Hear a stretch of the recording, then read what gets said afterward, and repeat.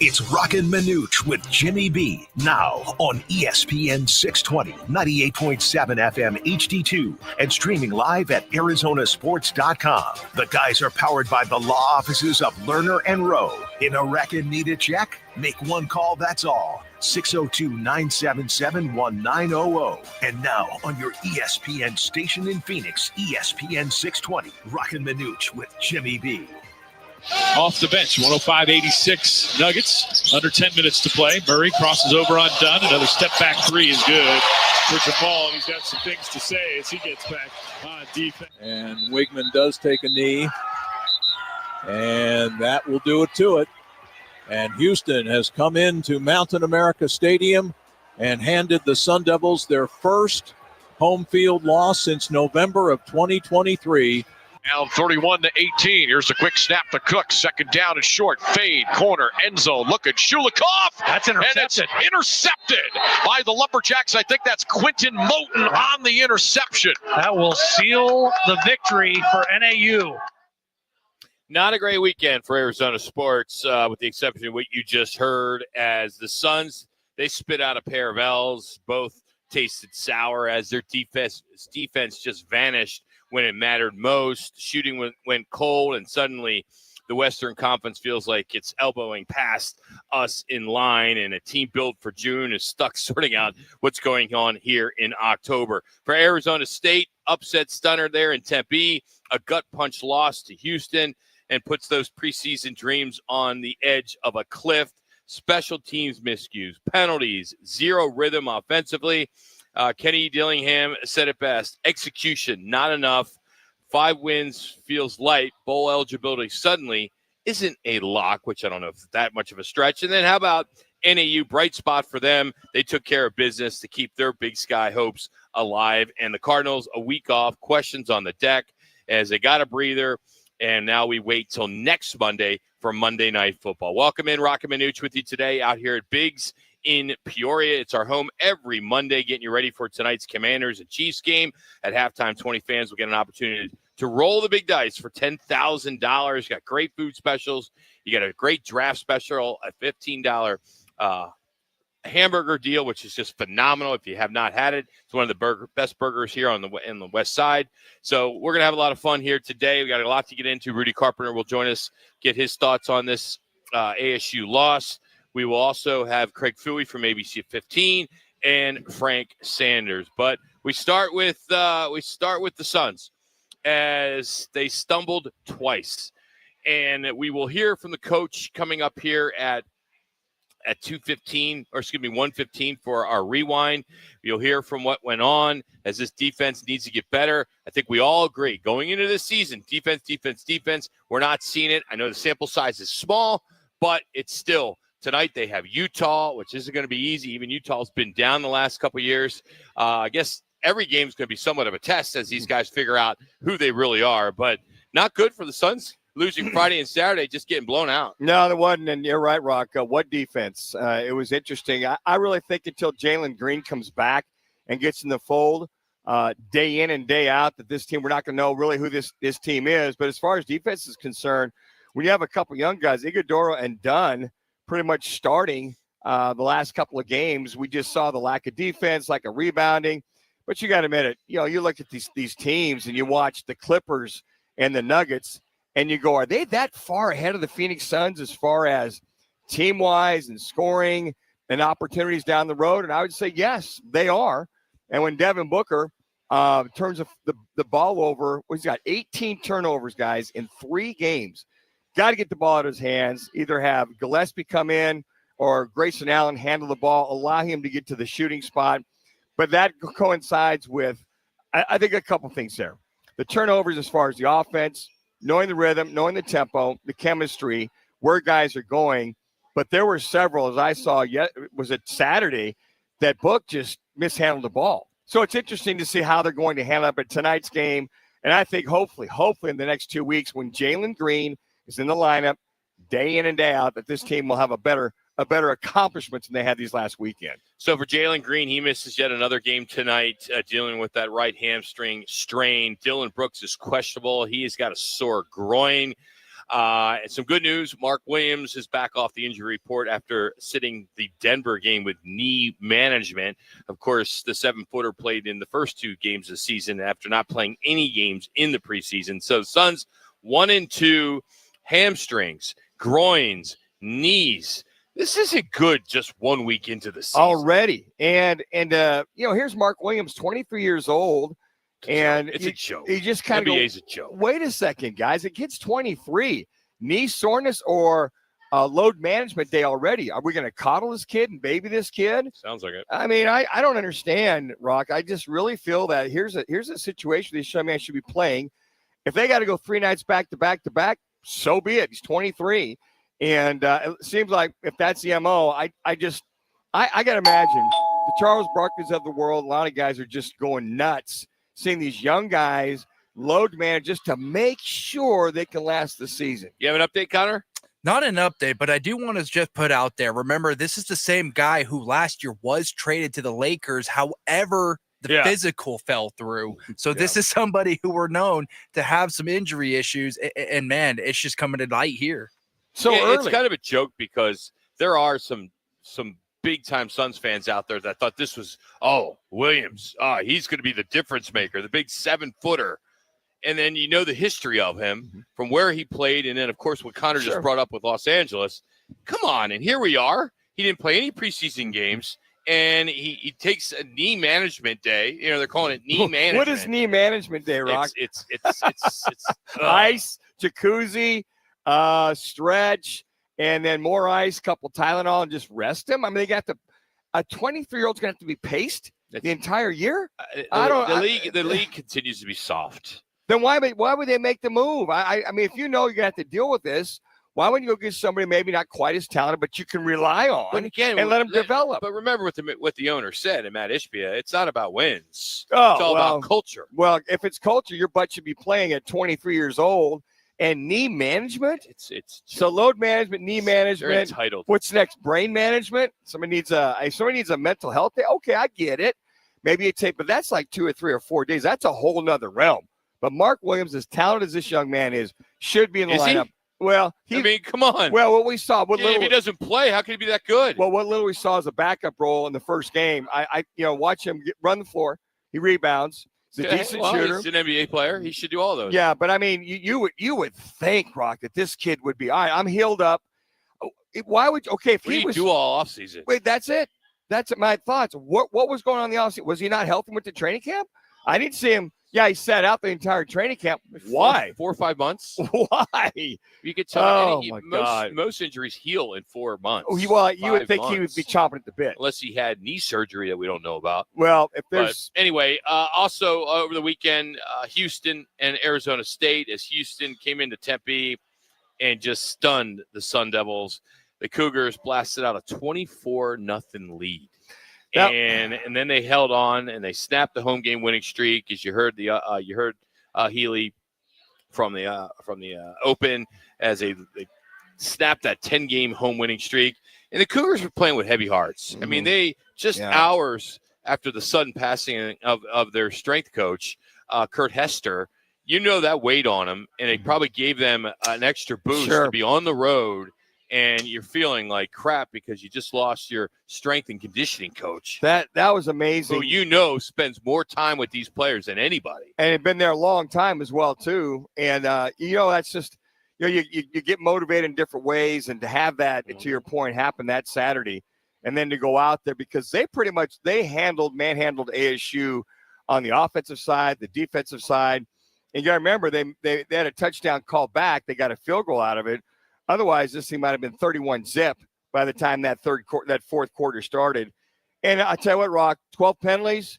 If you can't run, can't protect your quarterback. I don't care how good Sam Levitt is. If you can't protect him, can't get the ball down the field, and to have Jordan Tyson out of the game, that you knew that was going to be a very, very tough game. I thought ASU could win it, but they just could not handle the onslaught of Wigman, their quarterback, and this defense really shut ASU's offense down. And anybody that says, well, they could have won that with Jordan Tyson, you pull a home run hitter out of the game, very difficult to win that game, as we saw.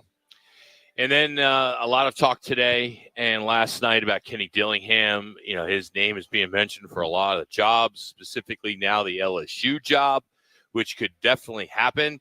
I think so many of us have, and I'm included, that have said, oh, it's his alma mater, he's not going to go. But unless ASU steps up with some even more money, how are they going to keep him? If LSU's knocking. But you know they're knocking. Penn State's knocking. Florida's knocking. Why wouldn't you want a 35-year-old coach who, you know, and there's a part of me that says, Kenny, you know, go. I mean, why wouldn't you? You came back to ASU and you got him on the right track. The wheels are on the track for Arizona State football. I agree. You can make a case that he came in. I know it's short-lived if he does leave, but he made some changes. He brought back some culture here. Somebody else is basically, before you would always use the comment, oh, it's a Yugo. Remember the old Yugo? But now he's taking over maybe a Mercedes. Yes. Whoever would take over. I think the other thing maybe too it's a coach in waiting. Maybe it's one of these younger coaches like Jason Mons or somebody like that that all have aspirations of being a head coach somewhere. There are so many out there, and it looks as though they talked about Lane Kiffin, and maybe he's the one going to Florida. But it's just interesting. I just had a funny feeling after A&M blew out LSU in the second half more than anything that and Brian Kelly never seemed to be the fit. But, Roc, think about that. LSU's got the money. If they've got two coaches, Orgeron and now Brian Kelly, they're going to pay out $134 million between the two. They got the cash. Yeah, they got it. Okay, and, you know, Kenny, what's it going to take? And here's the thing. I mean, you look at these coaches that have had these jobs and then they get fired. Big deal. They're still set forever. Sure they are. Yeah. I mean, they're set forever. And Coach Dillingham could be set forever by taking the LSU job if it's offered to him. And the money is $15 million a year, whatever the number is. Yeah. Okay. I don't know what the number would be, but if that is, you take it. Because your buyouts could be worth, even if you get fired in 3 years. Sure. You know, and Kenny Dillingham, you always come back. He's more dialed in with that Southeast Conference than Brian Kelly was. That's why we felt it was never. Brian Kelly didn't make sense. It didn't make any sense whatsoever. Notre Dame guy. Hey, the Suns coach says the defense has to be better. Kenny Dillingham says special teams needs to get better. We're going to get into our rewind next. It's Roc and Manuch with Jimmy B from Biggs and Peoria. Craving sushi with a twist? Welcome to Rock Lobster, Chandler's vibrant and trendy sushi destination, where energy meets elegance. From bold wok-fire dishes to creative handcrafted rolls and cocktails, every bite brings the flavor. Every visit brings the vibe. Join us for lunch, dinner, or happy hour Monday through Friday, or even a date night. Find us at Price and Queen Creek in Ocotillo. That's Rock Lobster, where sushi gets social. Roc for RightToyota.com. At Right Toyota, they'd like you to get to know them. Their goal is to make buying your next vehicle the kind of experience that earns your recommendation to family and friends. They invite you to use all of their innovative web tools on RightToyota.com. So if you're looking for a new or pre-owned Toyota, head to their interactive website at RightToyota.com. The right price, the right selection, all at RightToyota.com. It's time to make plans to join Roc and Manuch with Jimmy B for our last Dos Equis Sun Devils watch party. ASU hits the road to face Iowa State Saturday, November 1st. Join us at Backyard Desert Ridge. This is your ultimate tailgate, elevated bar favorites, and the game on massive LED walls. And at halftime, 25 fans get a shot to roll for dough for $10,000. See you there, Sun Devil fans. Watch all the games at Backyard Desert Ridge and Backyard Gilbert. At Crest Insurance, we believe great insurance starts with great relationships. For years, we've been protecting businesses, families, and futures with the care and expertise you deserve. Our team knows what it takes to provide personalized solutions for your needs. We're here to make insurance simple, reliable, and stress-free. Visit CrestINS.com to see how we can protect what matters most to you. Now open in North Scottsdale, it's the Orangedale Lounge. ODs, right off Thompson Peak and Bell, next to Bash's. Your new favorite dive bar has arrived. Cold drafts, chill vibes, always affordable prices, and the OD Mug Club, a one-of-a-kind membership you won't find anywhere else. No frills, just great people, ice-cold drinks, and a bar that feels like it's always been there. Follow at OD Scottsdale and get the scoop at OrangedaleLounge.com. Orangedale Lounge. Dive in and drink up. Forgot something inside or picking up food from the store? Never leave a child in a car. In Arizona, heat stroke can happen in seconds. Temperatures can rise 20 degrees in just 10 minutes, making a vehicle dangerously hot. Heat stroke can happen even in the shade or when it's below 60 degrees outside. Once you park, always remember to stop, look, and lock. Visit heatstroke.az.gov to learn more. This message is sponsored by the Governor's Office of Highway Safety.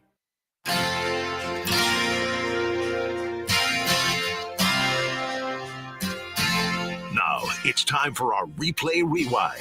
The top sounds of the night and whatever Roc decides to add. Let's get to it in Replay Rewind with Roc and Manuch with Jimmy B on ESPN 620 and on FM at 98.7 HD2. All right, let's get to it. Let's start with the Suns and Coach Ott. And here he is. This is after the loss the other night. He didn't sugarcoat it after what this defense did, because he said this defense has to be better. Yeah, we got to be better. I mean, there's no excuse for that. We're going to have to be better there defensively. This is a defensive-minded group at times. And then we just lose our way. But we're 3 games in. There's a sample size to all this. Right. But, yeah, 133, doesn't matter where you're at. That's probably not going to get it done. Yeah, it won't. It definitely will. Not in the National Basketball Association. And Denver, tough place to play. And then when it comes to another night, a sluggish start, here he is explaining why the Suns keep digging early holes, and that's something he has to change. I think last night was a pretty good start. Tonight we obviously got behind early, tried to stabilize a little bit where we were 4-6 points down. And once we got into the second unit, it felt like we're right back into the game early in the second quarter, and then the end of the second quarter hurt us. The end of the second quarter really hurt us. Again, all at that high post area. They got us with some switches. They got a little bit of everything. They had a 3, they had some layups. I think they had multiple layups. So that end of the second quarter really hurt us. You look at that Clippers game.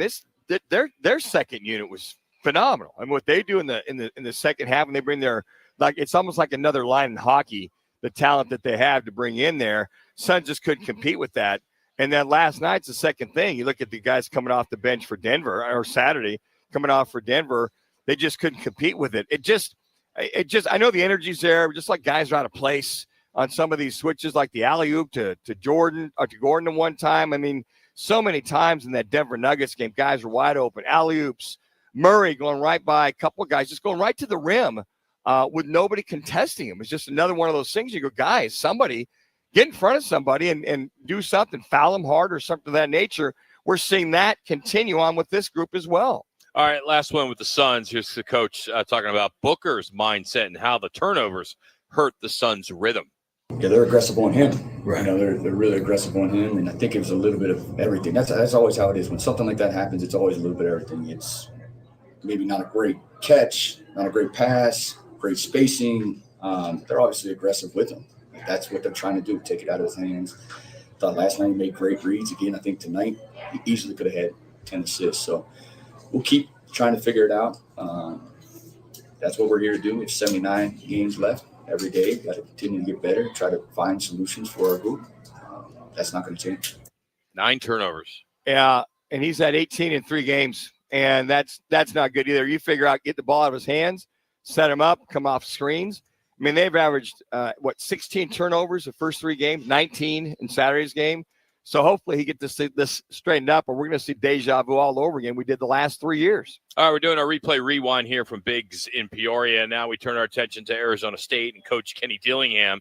And here he is breaking down the miscues that changed the momentum when it comes to special teams. I think it's a combination of everything. I think it's, there's different mistakes happening on different things, right? That last one was on me because I told him, listen, the only thing we can do here is block it. Even if they miss the kick, right, we're going to have a Hail Mary from the -5. So it was sellout block mode.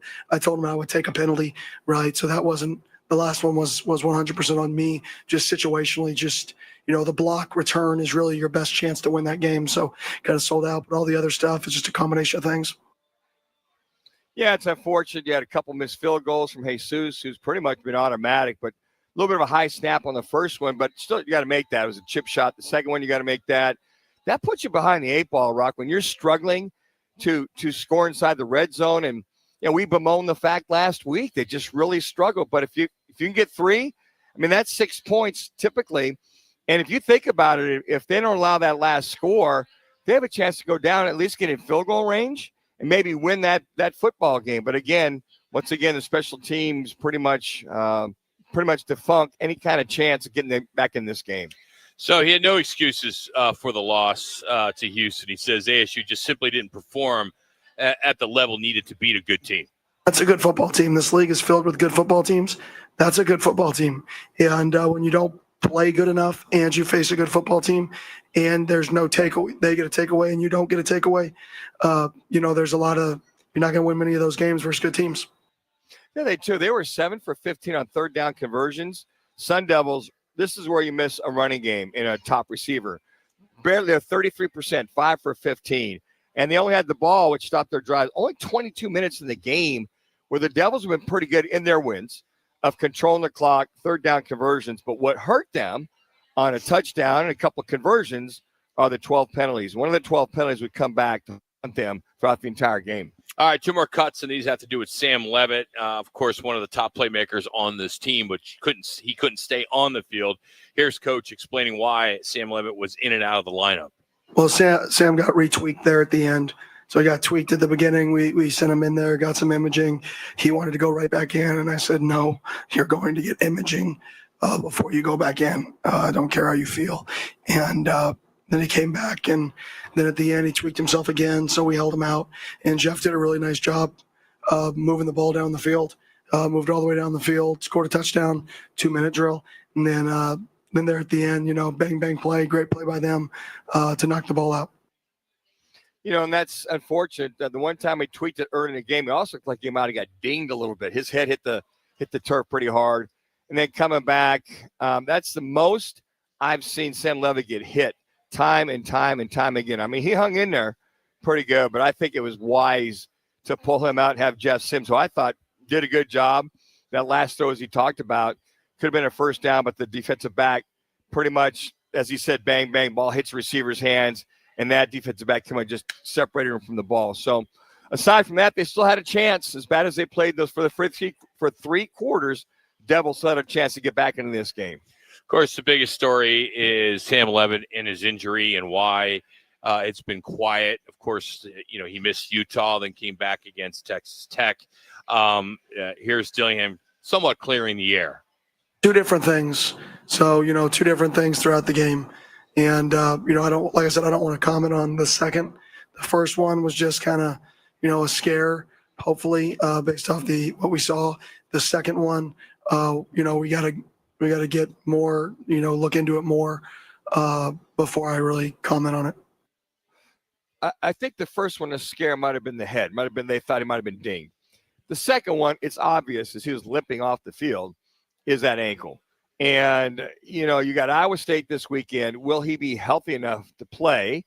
And then on top of that, will Jordan Tyson be healthy enough to play? Because you literally have to win your last 4 games if you have any chance whatsoever in getting some help to win this, to go to the Big 12 championship game.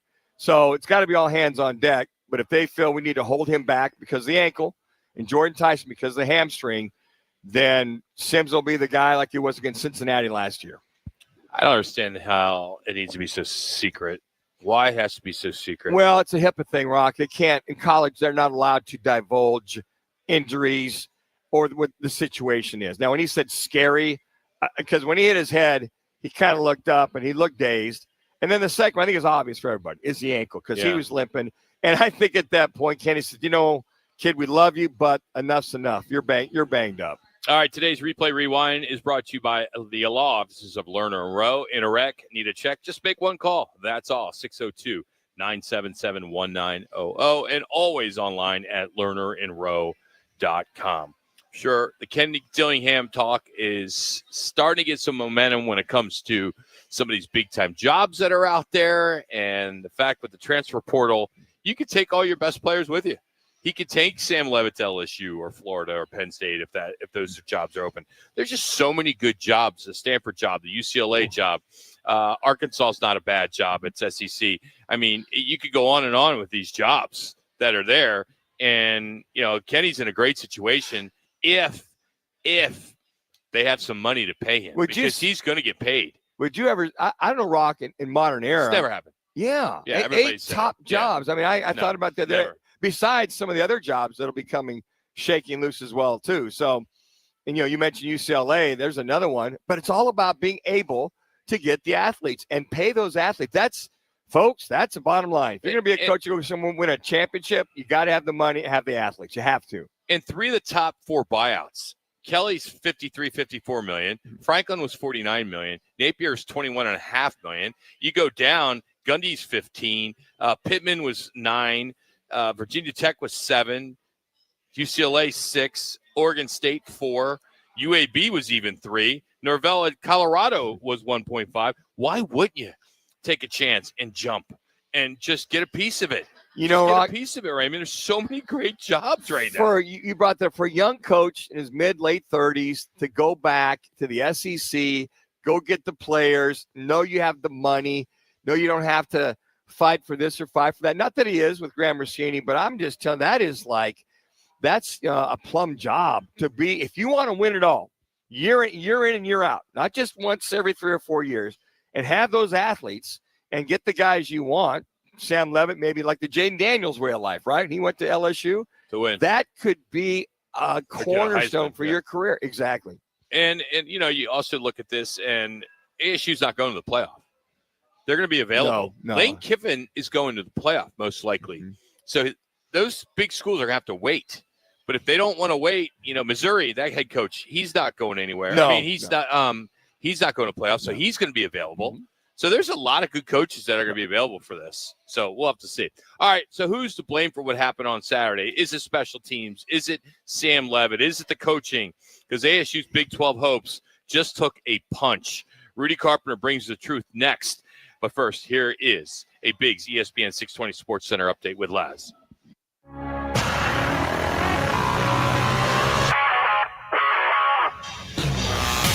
It's now time for your Roc and Manuch with Jimmy B's Biggs ESPN 620 Sports Center update. I'm Matt Lazarus.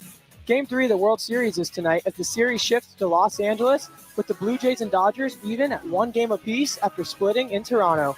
First pitch is at 5 p.m. from Dodger Stadium. Over in the NBA, it's a busy night with 11 games on the slate, including the Phoenix Suns, who travel to Utah to take on the Jazz. Tip-off is at 6 with pregame coverage starting at 5 on 98.7 FM and streaming live on the Arizona Sports app.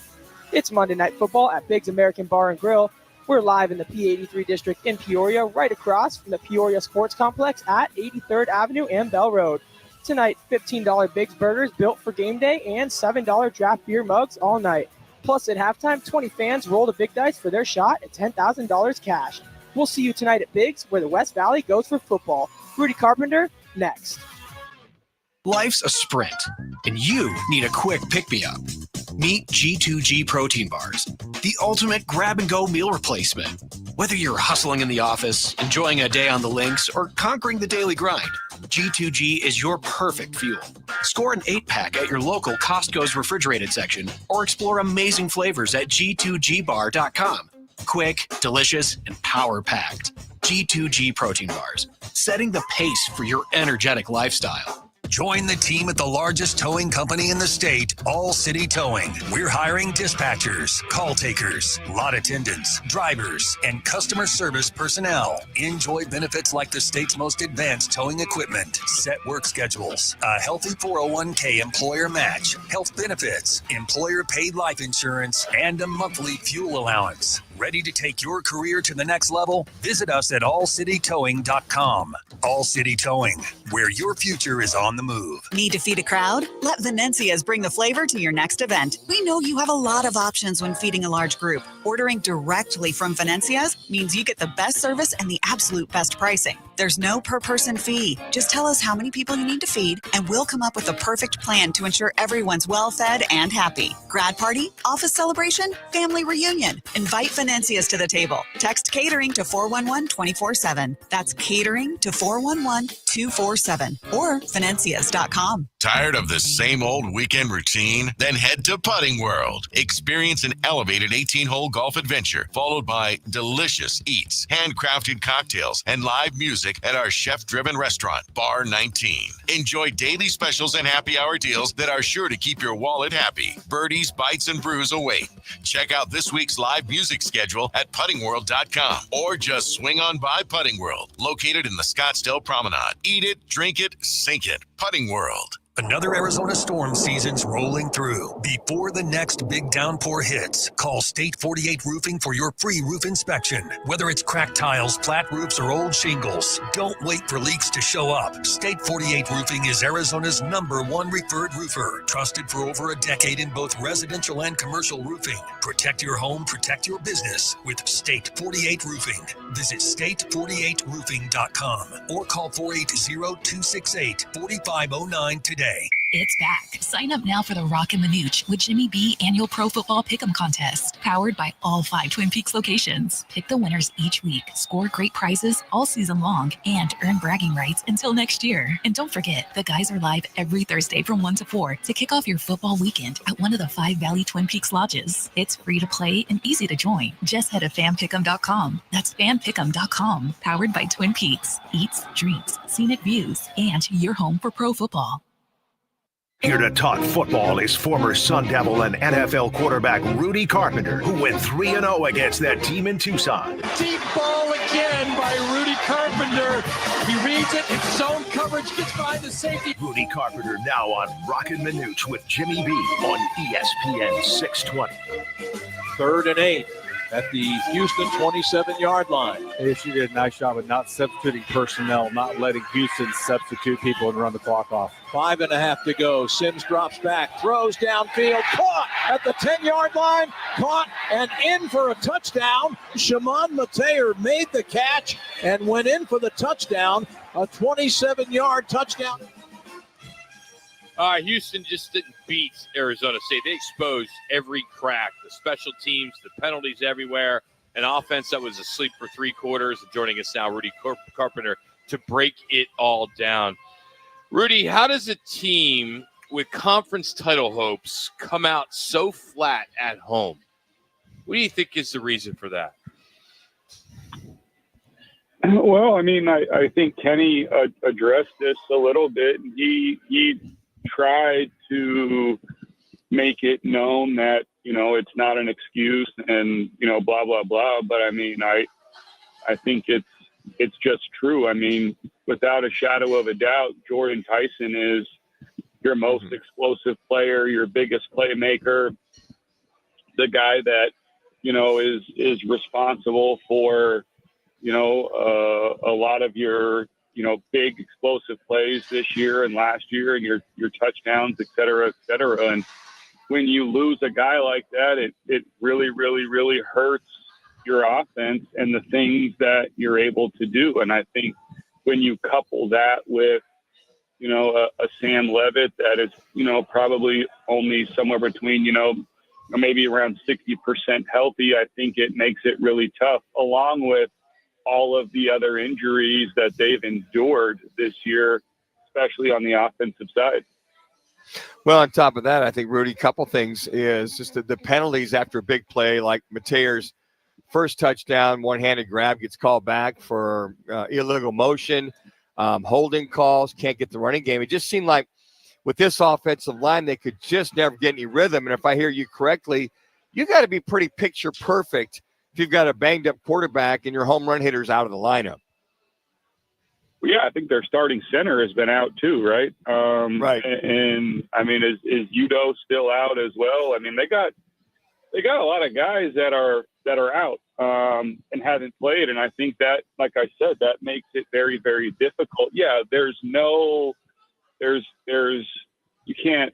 I mean, it's not defensible or defendable, whatever the word is. I went to ASU, so forgive me, but like the point is that the personal foul penalties, the after the play penalties, those are all obviously inexcusable. You're going to get penalties here and there that are just effort penalties, and that stuff is going to happen. But, they've had some, penalties that have really, really hurt them. And then obviously you said it, earlier, their special teams, especially their punt team, has been really, really, really bad this year. And it's hurt them in a lot of games. So with that being said, Rudy, how do you fix the snaps, those kicks, the coverages mid-season without blowing up the trust in that unit? Yeah, I don't know. I mean, I'm not a special teams guy. I don't know. I mean, Kenny, I would assume, is trying everything. He's trying to, keep the entire team in there during, special teams meetings to try to make everybody aware of exactly what's going on and try to make everybody accountable for what's going on. And I'm sure they're doing everything that they can in meetings and install and pre-practice and walkthroughs and everything to try to get the special teams units right. I'm sure that it's going to be even more difficult now that, your special teams coordinator is taking a leave of absence for health reasons. One of the coaches that I represent is Jack Nudo, who is going to now take over the special teams job at ASU. And so hopefully he can, try to get something going and get those units, executing better. But, I was with Kenny at the Bash Hamilton game on Friday, and we were talking about special teams, and he felt like there was really nothing wrong with the scheme. He felt like the scheme was actually good, and he felt like really it's just been the actual physical execution, from the players in that case. And I'm not trying to throw anybody under the bus, and I don't think Kenny is trying to do that either, but it is very apparent when you watch, they're shanking punts, physical errors, whatever it may be. Not just that, I mean, even at least one of the kickoffs in last week's game was kicked out of bounds, which then advances the ball even, further than what it normally does in a touchback. And so they've just had issues with those units really all year long. So, Rudy, when you returned 20 of 22 starters for this team, we all had high hopes for them. But when you look at the 5 teams in front of ASU right now, starting with BYU, Cincinnati, Houston, Texas Tech, Utah, etc., going to take another minor miracle for the Devils to win out the next 4 and even have a chance, I would think, get into the Big 12 championship game. All that being said, what is it you're seeing from those teams in particular, aside from the big win over Texas Tech, that we're not seeing out of the Devils this year? I mean, I don't know. It's tough to say. I don't get a chance to watch all the film of everybody. I mean, the transfer portal and the money and the resources is a big deal, but I'm going to go back to it. I mean, in my viewpoint, look, going to the playoffs every year is really difficult. And obviously with what they did last year, that was the expectation, and I get it. But, football is a funky sport. The ball is shaped weird. You never know how that thing's going to bounce. And sometimes it bounces in your favor like it did last year, and great things happen. Sometimes it doesn't, and it causes issues. But I personally think if this team can figure out a way to win out, and if this team can win 9 games or whatever it may be, I am actually someone that would sit here and say, based on the circumstances and what they've gone through from an injury standpoint this year, I think this would be Kenny Dillingham's, best job coaching. I mean, it would be, for what they've had to go through and the injuries and players they've missed, I think it would be, a big deal to have winning 9 games is tough in college. And I think if they could do that with this year's team, I think that really puts ASU in a position to, feel like, hey, a bad year is we're winning 9 games. I think, people don't realize that it wasn't always like that around here. Rudy Carpenter joining us here on ESPN Phoenix 620 and 98.7 FM HD-2. Rudy, 12 penalties, I believe, is the number. TD wiped out. You had a targeting ejection. You had roughing a kicker. Is that a focus issue, or is it something deeper?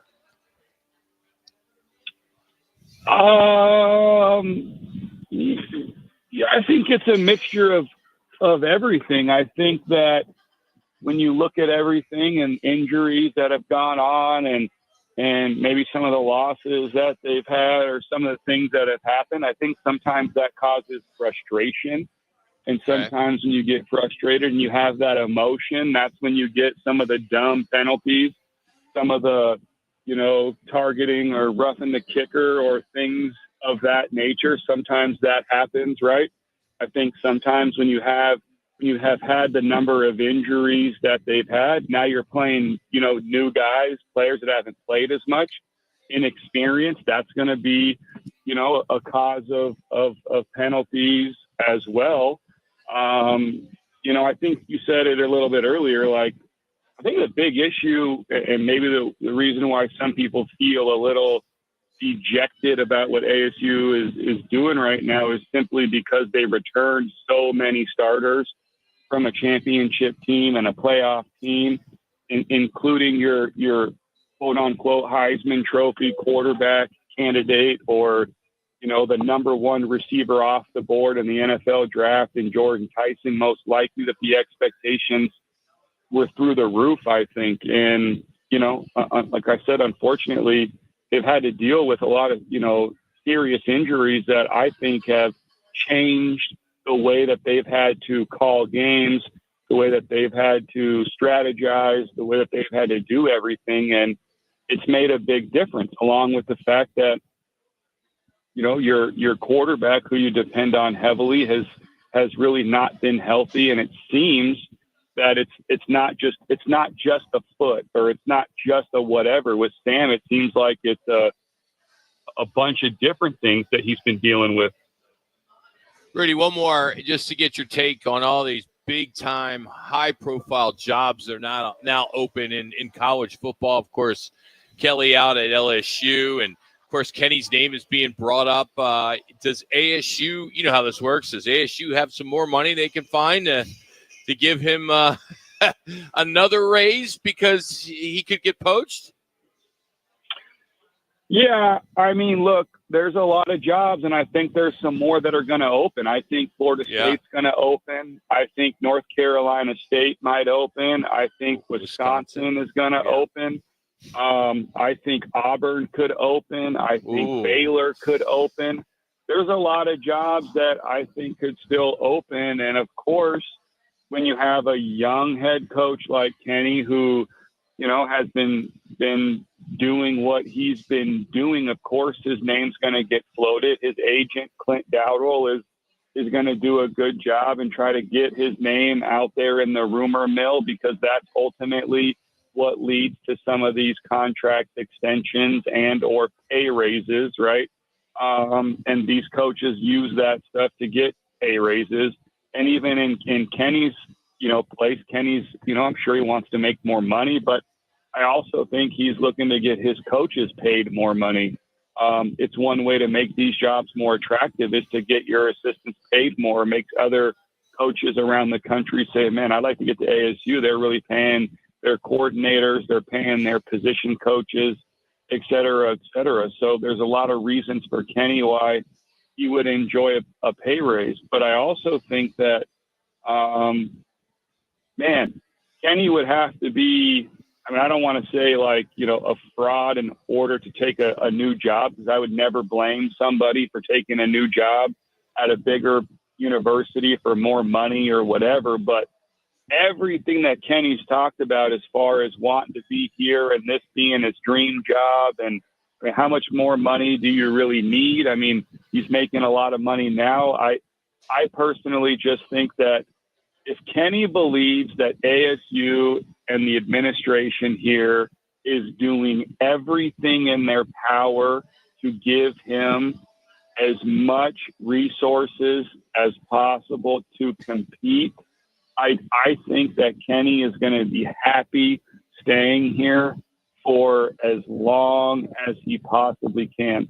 I guess what I'm saying in a different way is I'm not too sure that the money is the only thing that is what it's going to take to entice Kenny. I think a lot of these coaches it's purely just, the highest paycheck and the money, and they're gone. I think Kenny wants to get a $100 million deal like Kurt Cignetti or Brian Kelly or four of these guys. But I also think that Kenny really, really, really values being in Arizona, having his family here at every game, having his extended family here at every game, literally living in the city he grew up in. I was with him at the Basha Hamilton game this last week in Shawneguano, and every 2 minutes, people were coming up to Kenny asking for pictures and sign this. And he's turned into a local celebrity in my viewpoint, and he's raising his family here. His wife, I believe, is pregnant, having another kid, and it's a really comfortable place for them to live. They have their families around helping them. I don't know. I think that as long as again, the administration is giving Kenny the resources to compete, I don't think he's necessarily interested in just a couple $1 million more a year. I think a lot of Sun Devils wanted to hear that, Rudy. So thank you for sharing that with us, and have yourself a good week. Next week we'll talk about your former team as the Cardinals play next Monday night. So we'll look forward to talking about that, and hopefully an ASU win at Ames. So thanks so much for the time, Rudy. See you guys. That's Rudy Carpenter joining us here. Again, we were supposed to do this earlier. The Monday Night Tailgate Lock of the Week brought to you by Biggs here in Peoria. That's where we're broadcasting. We need 3 callers right now to give your prediction of the Commanders-Chiefs game. You'll win yourself a $50 gift card for whoever gets the closest score. It's that simple. Just be one of the 3 callers right now at 602-230-0620. That's 230-0620. And give us your prediction in tonight's Commanders-Chiefs Monday night game. All right, the Dodgers needed an ace. Well, they got him. They got a masterpiece, and you'll hear that next in our big Player of the Weekend report, as that is next here on Roc and Manuch with Jimmy B. Twin Peaks is the best in the game. Here, the ultimate lunch lineup boasts wall-to-wall sports and scenic views. When you're hungry and in a hurry, the Scratch Kitchen delivers lunch in the clutch. I mean, where else can you order a 29-degree draft beer and a quickie combo on your lunch break? Only at Twin Peaks, the #1 sports bar. Twin Peaks Scratch Kitchen scores every time. Dig into hand-smashed burgers, chef-inspired flatbreads, and more at your local lodge. I was in a wreck. I need a check. Turner and Rose is the way to go. I was in a wreck. I need a check. Turner and Rose is the way to go. I was in a wreck. I need a check. Turner and Rose is the way to go. I'm attorney Kevin Rowe. The insurance company's job is to pay you as little as possible. Our job is to get you every dollar you deserve. Call Lerner and Rowe today, and let's make them pay. Call 977-1900. Lerner and Rose is the way to go. Call 977-1900. 977-1900. Mondays belong to Roc and Manuch with Jimmy B. Live from Biggs America Bar and Grill in Peoria. The guys broadcast every Monday from 1 till 4, right in P83, across from the Peoria Sports Complex at 83rd Avenue in Bell. Then stick around as they host that night's football game. Food, drinks, prizes, and a shot at cash. That's right. Each week, 20 fans get a chance to roll the dough for $10,000. $10,000 Mondays. Biggs Roc and Manuch with Jimmy B. Be there. I'm Scarlett Johansson. My family relied on public assistance to help provide meals for us.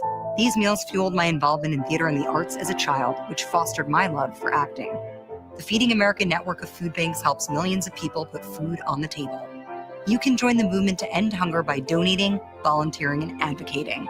Because when people are fed, futures are nourished. Join the movement to end hunger at feedingamerica.org/actnow. Brought to you by Feeding America and the Ad Council. If you're running late to work, speeding may seem like the faster option, but it can actually slow you down.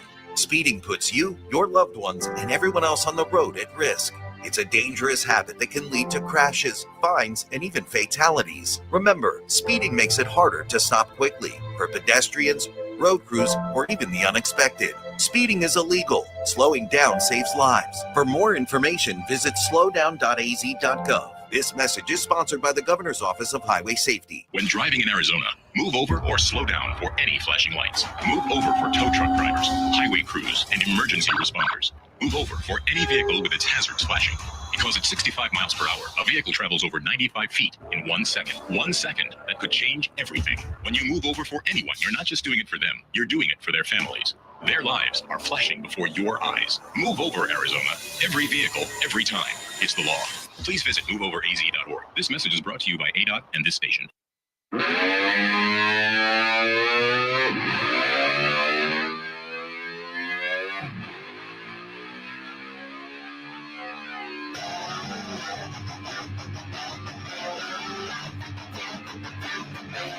Roc and Manuch with Jimmy B live from Biggs at P83. Football on every TV, food and drink specials, and your shot at $10K in our Dice Roll Challenge. Structure in their schedule. Fouled into the glove, strike 3. Strikes out Springer with a fastball. It's 1-2 to Lucas. His fastball, and he's to get him looking. He strikes out the side in the 8th. All right, the Dodgers needed an ace-level lifeline in Game 2, and Yoshi Yamamoto delivered a masterpiece. The 29-year-old superstar threw his second straight postseason complete game. He went the full 9. They win. They beat the Blue Jays. They now even up the series 1-1. His final line, 9 innings, of course, complete game, 105 pitches, 73 of them are strikes, only 4 hits allowed, 1 run, no walks, 8 strikeouts. He's got a postseason ERA of 1.57. He retired 20 straight hitters to finish the night. He joins the legendary company of Don Larson, Sandy Koufax, and Curt Schilling as pitchers that have dominated that deep into the postseason in October. Just a remarkable night for him, and he is our Alien AC Heating Player of the weekend. And when your AC feels like it's from another planet, like Yoshi, call the crew that's keeping the space cool. Call Alien Air Conditioning and Heating, and they will deliver an out-of-this-world comfort and fast, honest service at no surprise pricing. You can visit them online at alienairconditioning.com, or you can call them at 602-824-9494. That's Alien Air Conditioning, keeping space cool. By the way, we will have Game 3 here on ESPN 620 and on FM at 98.7 HD-2 coming up at 4 o'clock once we get done. But if you are looking for a great place to watch the game and a chance to kind of peek into the Commanders and KC game, we'll have it here at Biggs on all the TVs. And at halftime of that Monday night game, you'll have a chance to win $10,000. You know, watching Yamamoto, he's not that big of a guy, folks. He's barely 5'10", 170 pounds. But the array of pitches he throws, a curveball, slow curveball, splitter, a fastball that clocks up to close to 100 miles an hour. I mean, as you mentioned, Rock, the last 2 outings, last 2 complete games, he's just masterful performances. And I think he struggled a little early in the season. It's the only time he's, struggled. But, I mean, you look at him now and all the things he's done in playoff history. I think he's 5-1 in playoff history, some of the best numbers that we've seen. You talking to liken him to the likes of Don Larson, some of those great pitchers that have come down the pike in playoff baseball. And a guy that's that dominant, you said only 105 pitches in 9 innings. It's 73 of them strikes. Yeah, and the thing is, we've seen how many pitchers maybe go 5 or 6 innings that are close to 100 innings. The effectiveness of him throwing strikes, had a couple of nice plays behind him. But these hitters were baffled. He threw a curveball inside. The Barger had no chance to hit. And you're like, even if he doesn't hit it, it's a strike. So his command, putting the ball on the plate, painting the corners. This guy right now, he is literally in the zone as far as pitching is concerned. Yeah, Dave Roberts said after the game, he expects to pitch 9. He goes into every game that he's gonna compete, and he's gonna try to finish the game. And tonight, you look on the flip side, we're gonna basically turn back the clock, and you got Mad Max going. As Scherzer is going to be in the spotlight as he's 41 years old. This is the 4th World Series that he has pitched with a different team. How amazing is that? It's amazing that he's now more of a pitcher than a flamethrower like he was in his younger days. Yeah, you just think of Scherzer. Matter of fact, his last outing when he told Schneider, his manager, don't come out here. He waved him off. He finished that 5th inning, and then he went 1 out in the 6th inning before they relieved him. But, yeah, it's interesting to watch him now. He's just throws so many more off-speed pitches. He can still bring it at, 90, 93 to 95.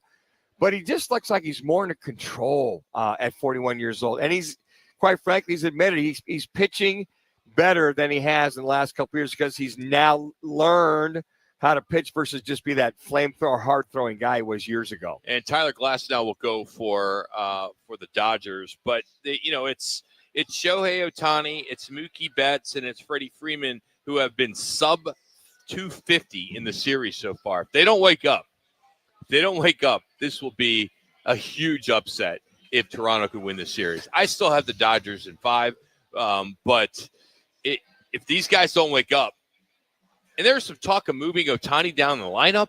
I mean, they're trying to get him going because he's not putting up the big numbers with the exception of that big Friday night game he had. But with the exception of that game, he has not been, what people are used to seeing. For Dave Roberts, I figure if it ain't broke, don't fix it. I think that he'll keep the same lineup. But you're right. I mean, this Toronto team just exploded that first game. And to your point, the second game in reference to, Ohtani getting 1 for 4. And the guy that, Will Smith, the catcher, I mean, what a great night he's had. So he's been kind of the bell cow for that. He and Edmonds have been the lead dogs as far as hitting for the Dodgers. All right, comebacks, chaos, and unbeaten dreams are shrinking fast. November is almost here, and separation of the college football season is starting to basically separate. And we're going to get into a Week 9 recap next. So stick around. We'll also catch up with Sports Director from ABC 15, Craig Fouhy, for Fact or Fouhy. It's Roc and Manuch with Jimmy B right here on ESPN 620 and on FM at 98.7 FM HD-2.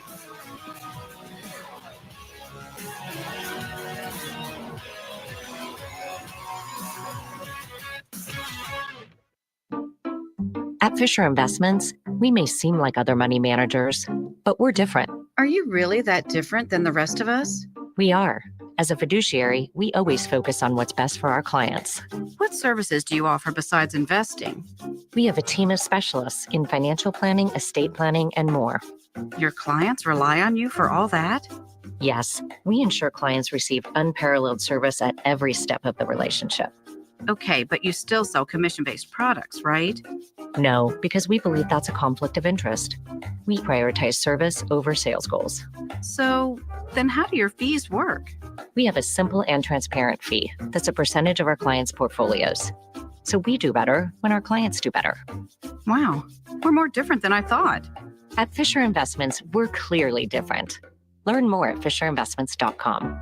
Investing in securities involves the risk of loss.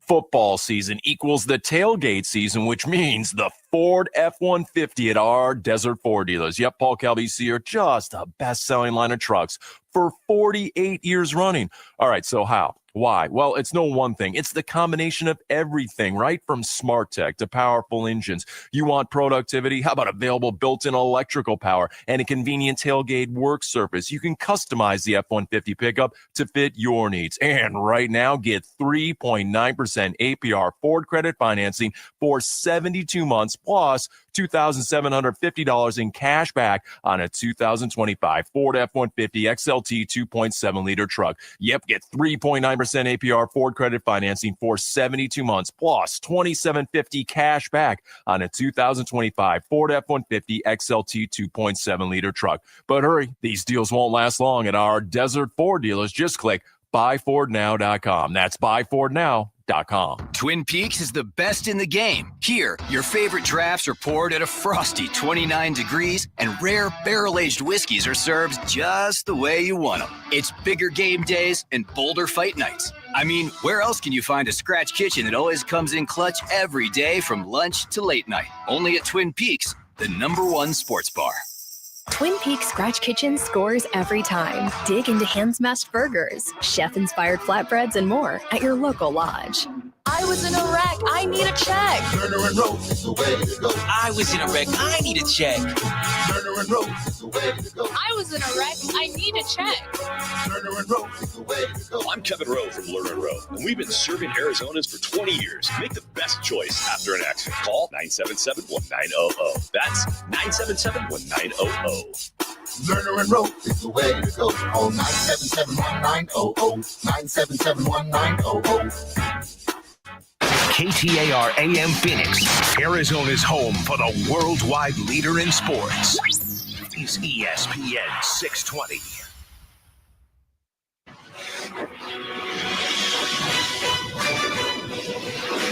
Live from Biggs at P83, Roc and Manuch with Jimmy B's getting you set for tonight's game. Giveaway specials of a game on every screen. With the direct snap. They fake it to Simpson, and Bernard breaks free. Jeremy Bernard! How about it? Again, this Auburn team in the last couple of games, they've started well on their opening drive. Going to the end zone here, and boy, a lot of hand checking going on. That's a touchdown. He made a difference against BYU a week ago. Sit him in motion, Ficklen keeps it. Has some real estate, angle plus territory. Up to the races, and the true freshman quarterback on play number 2 reaches the end zone. Sixth punt today for Pulliam. Ryan Niblett, dangerous punt returner, is back there, and another bomb by Pulliam. And Niblett's back near the 23. Gets the sideline. Niblett, he's gone! Touchdown, Texas! What a weekend. A relatively quiet weekend when you by college football standards. No shakeups in the top 12. Only 6 upsets in the entire top 25. Most of those coming in ranked matchups. But you look at the top of the poll, it's still Ohio State. They had a bye week. They'll have Penn State and Columbus on Saturday. Indiana keeps rolling, and they just demolished UCLA as they slammed the brakes on that surge with the Bruins as they beat them 56-6. They're at number 2. Number 3, Texas A&M. They flipped the script on LSU. They fell behind at the half before coming back in that second half, and they were off and running 35-7 after the break. A statement win for them. Alabama, they needed a late rescue mission. They scored 15 points in 2 minutes, 16 seconds to steal one from South Carolina, 29-22. And Georgia, they stay at number 5 after the bye. So teams that are on the move. Oregon, they keep rolling. They took care of Wisconsin. Ole Miss, same thing. A top 15 win at Oklahoma. Georgia Tech, no trouble with Syracuse. They reach 8-0 for the first time since 1966, so they're on a roll thanks to the NIL. But what might be the wildest story in all of the SEC has got to be Vanderbilt at 7-1, their best start since 1941. Miami, no trouble at number 10. They just smoked Stanford 42-7, and then BYU, they joined the Hurricanes in the top 10. This is their first time this high since 1985. Memphis, USC, Utah, they all re-entered the top 25. Biggest drop, South Florida. They dropped after their loss to Memphis. Of course, LSU, their 3rd loss of the season. Illinois, they got beat by an unranked Washington. A lot of people didn't see that coming. And, of course, Arizona State upset by Houston. So matchups this weekend, I know it's only Monday, but Vanderbilt at Texas. That should be a big one. That's the early game at 9 o'clock. Tennessee, Oklahoma, that's the 4:30 game. And Cincinnati, Utah. Utah just blowing out Colorado. And Utah will be the home of game day this week as Cincinnati will head up there to take on Utah. And that'll be the night game at 7:30. So we started with 136 teams, all dreaming about going 15-0, but only 6 remain flawless. You know, you look at that Cincinnati game as far as as many points as they're scoring. You know, they're up 24-6 at the half over Baylor, who's not a bad team. So Cincinnati, their coach is going to get fired. They're not that good this year. But I just think Cincinnati is one of those, you know, quietly, they're 21, quietly moving up the ranks, establishing themselves in the Big 12. And you look at, you know, you talked about BYU, one of the best starts that they've ever had, what they're doing. But you see some of these other teams that are just starting to gain that traction in the SEC. Tennessee blows out the doors of Kentucky, 56-34. And again, when you look at some of you in Vanderbilt, Yeah, they it's a hell of a game, 17-10 over Missouri in Vanderbilt. No, Pavia got dinged a little bit in that game. But again, a close one, Ole Miss in Oklahoma. Lane Kiffin pulled one out in that game. And I think a lot of folks were, well, if he couldn't pull it out in Oklahoma, but I think he proved a lot of folks he could go on the road, take on one of the best defenses in all of college football in Oklahoma, and win that game going away. And then quietly there's Georgia Tech, even though they beat a substandard Syracuse team 41-16. So there's a lot of teams that are kind of holding serve and getting better as they go down the road. A lot of good games. But the other one I was going to tell about too, right, the Bama game. Bama, South Carolina. That one going into the fourth quarter and Bama having to come back and win that game. You're thinking, well, just when you thought Bama was back, the fourth-rated team, I really felt that South Carolina got a couple plays at the end. That could have been another big upset this past weekend.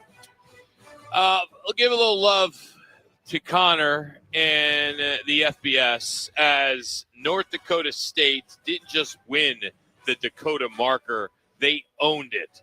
The top-ranked Bison, they jumped out to a 21-0 halftime lead. They never looked back. They steamrolled South Dakota State 38-7. The victory snapped the Jackrabbits' 33-game home winning streak. 33 games they had gone. And this Cole Payton, their quarterback, rushed for over 130 yards.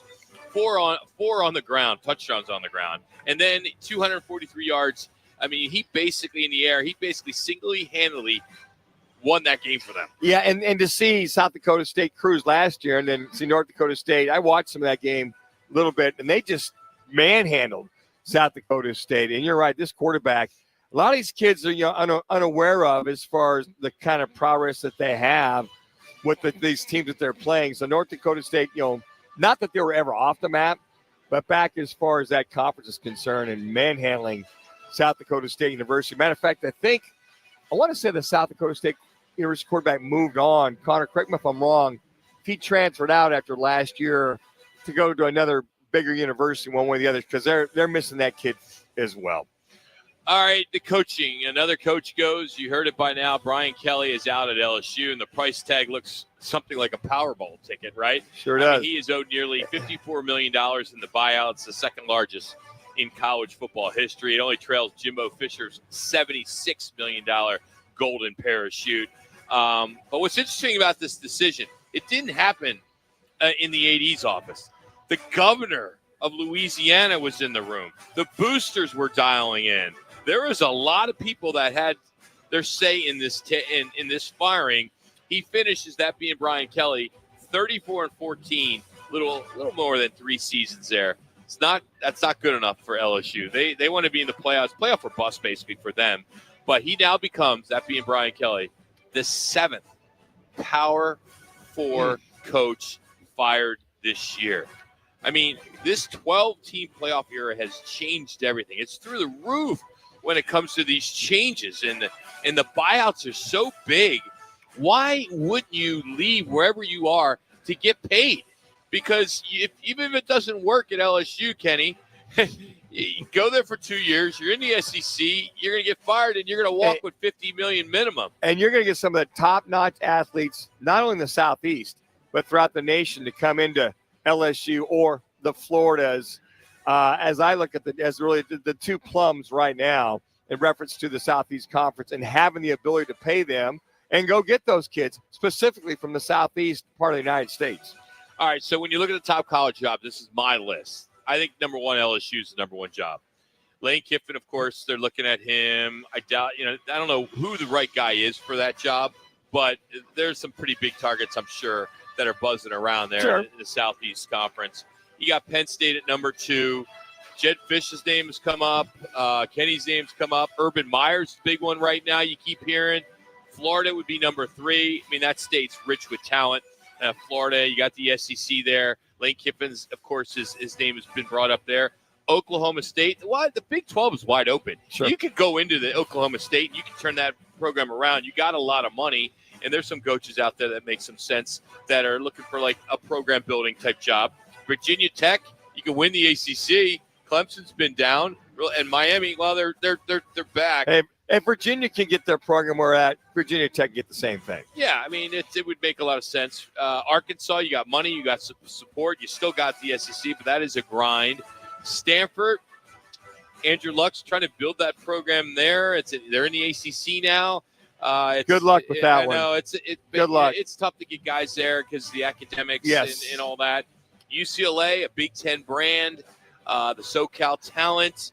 I don't know if they have the resources there, but you could see maybe somebody from the NFL come back down and coach there at UCLA. You know, Rock, I think for a lot of those top jobs, as you mentioned, if I'm going to be a head coach, and it's all about winning your conference championship and getting to the playoffs, right? So if I'm going to say Kenny Dillingham, and I look at this LSU job, number one, we know the money's not a factor.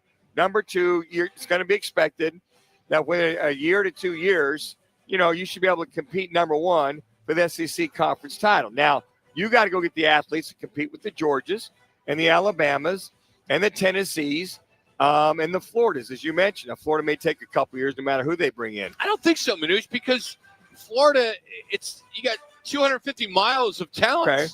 Okay, so I'm just saying. You have more talent. It's Florida, Texas, and California, right? Would you argue there's top 3 states of talent? I would say, but what I'm trying to say is that if you're going to go take that job, those two, let's just say Florida, LSU, and I can be assured that I'm going to get the money, which we can, that I can go compete and get those top kids, let's say LSU, first and foremost. Otherwise, I'm going to stay at ASU or whatever my prominent job is. Now, I like that LSU. I like the 2 Florida jobs. Penn State, I'd rather look at LSU. When you say 2 Florida jobs, the Florida State jobs. Florida State as well, too. I think it's going to be open. Yeah. I don't know anything, folks. I just have a gut feeling. You're not that guy. Yeah, no, I'm not. But, I mean, I think that those 2 jobs in Florida and then this job at LSU, quite frankly, Rock, I think those are the primos of the 3 that are out there. Shocker, Manuch. Breaking news. Well, you were talking about, you had Florida like number 5 on your list. Yeah. I had top 3. I know, but number 5. My 3 are LSU, Penn State, and Florida in that order. Okay. Well, I mean, LSU's the crown jewel. I think LSU. The culture's already there. You don't have to change culture. You're going to NIL. You're going to kill it. Transfer portal. You're going to kill it. It's a huge job. I'd have LSU, Florida. I would have Penn State 3 because I think it'd be very tough to win there. You don't think you're automatically in a CFP contention? No, I don't think so. I think that if Franklin couldn't get it done, then it's going to be very tough for somebody to come in there and get that done. Again, unless you're committed to go get the top-notch athletes. Rock, at this point, it's nothing but a bidding war to go get the players to make sure you have a chance to win your conference. All right, we're live out here at Biggs in Peoria, right here in the P83. It's across from the Peoria Sports Complex at 83rd Avenue and Bell. Halftime of the Commanders-Chiefs game. 20 lucky fans will get a chance to roll the big dice for $10,000. Join us for some great food. They got a great $15 burger deal. Their big mugs are $7. Any draft you want for $7. You can't beat that. And a chance for some cash. So that's tonight at Biggs, plus a bonus. You get Game 3 of the World Series. So come on out and join us here at Biggs in Peoria. And the website is BiggsPeoria.com. It's where the West Valley goes for football and the Commanders and Chiefs tonight. All right, our G2G protein bars, our total game changer. That is coming up. They're now in Costco. Jordan Love is just tossing darts. Yoshi's dealing 9 strong. And how about a 0-star quarterback, that is, turning North Texas into must-see TV. Our game changers are next. It's Roc and Manuch with Jimmy B on ESPN Phoenix.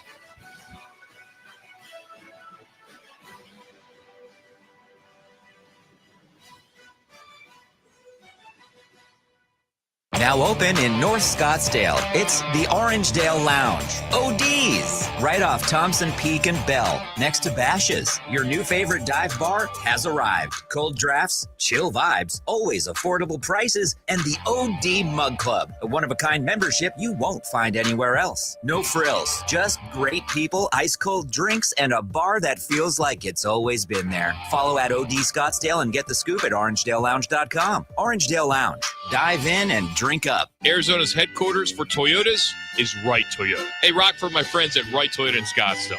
You will always find the right deal at Wright Toyota. Wright Toyota has been driving Arizona's home for years with their amazing service, pricing, and great selections. I encourage you to discover the difference at Wright Toyota. Make the right choice, Wright Toyota, just off the 101 on Franklin Wright Boulevard and always online at righttoyota.com. The right price, the right selection. Check out righttoyota.com. I was in a wreck. I need a check. Turner and Roc is the way to go. I was in a wreck. I need a check. Turner and Roc is the way to go. I was in a wreck. I need a check. Turner and Roc is the way to go. I'm attorney Kevin Rowe. Being in an auto accident is traumatic. You need to call the best law firm that has the experience to get you the best results. Call 977-1900. That's 977-1900. Turner and Roc is the way to go. Call 977-1900. 977-1900. It's time to make plans to join Roc and Manuch with Jimmy B for our last Dos Equis Sun Devils watch party.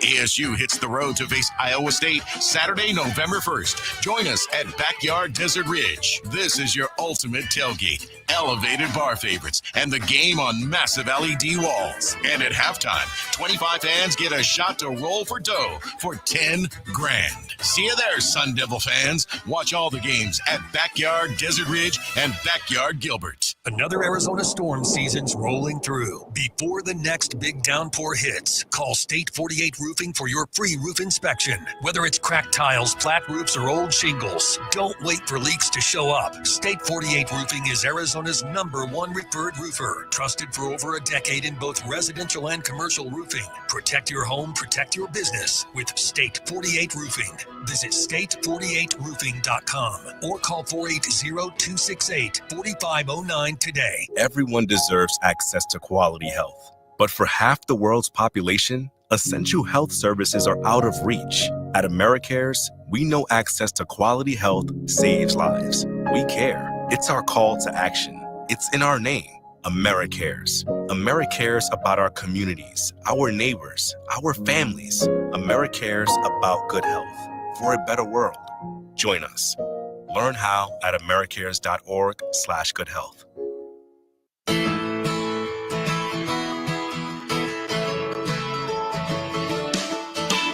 Time for the G2G Protein Bar Play or Team of the Weekend. Did your favorite player make an incredible play or your team had a big upset? They probably know all about G2G Protein Bars, a refrigerated protein bar with unmatched taste, grab and go goodness. G2G Protein Bars are now available at Costco. All right, let's get to it. I'll start us off as the torch has passed. And here's the highlight from last night. Hasn't worked out that way. From the 16 to Kraft, the tight end with blocking. Kraft inside the 5 to the end zone. Touchdown. Tucker, Kraft. Pressure coming. He picked it up inside. Kraft's got it at the 10. Kraft running away to the end zone.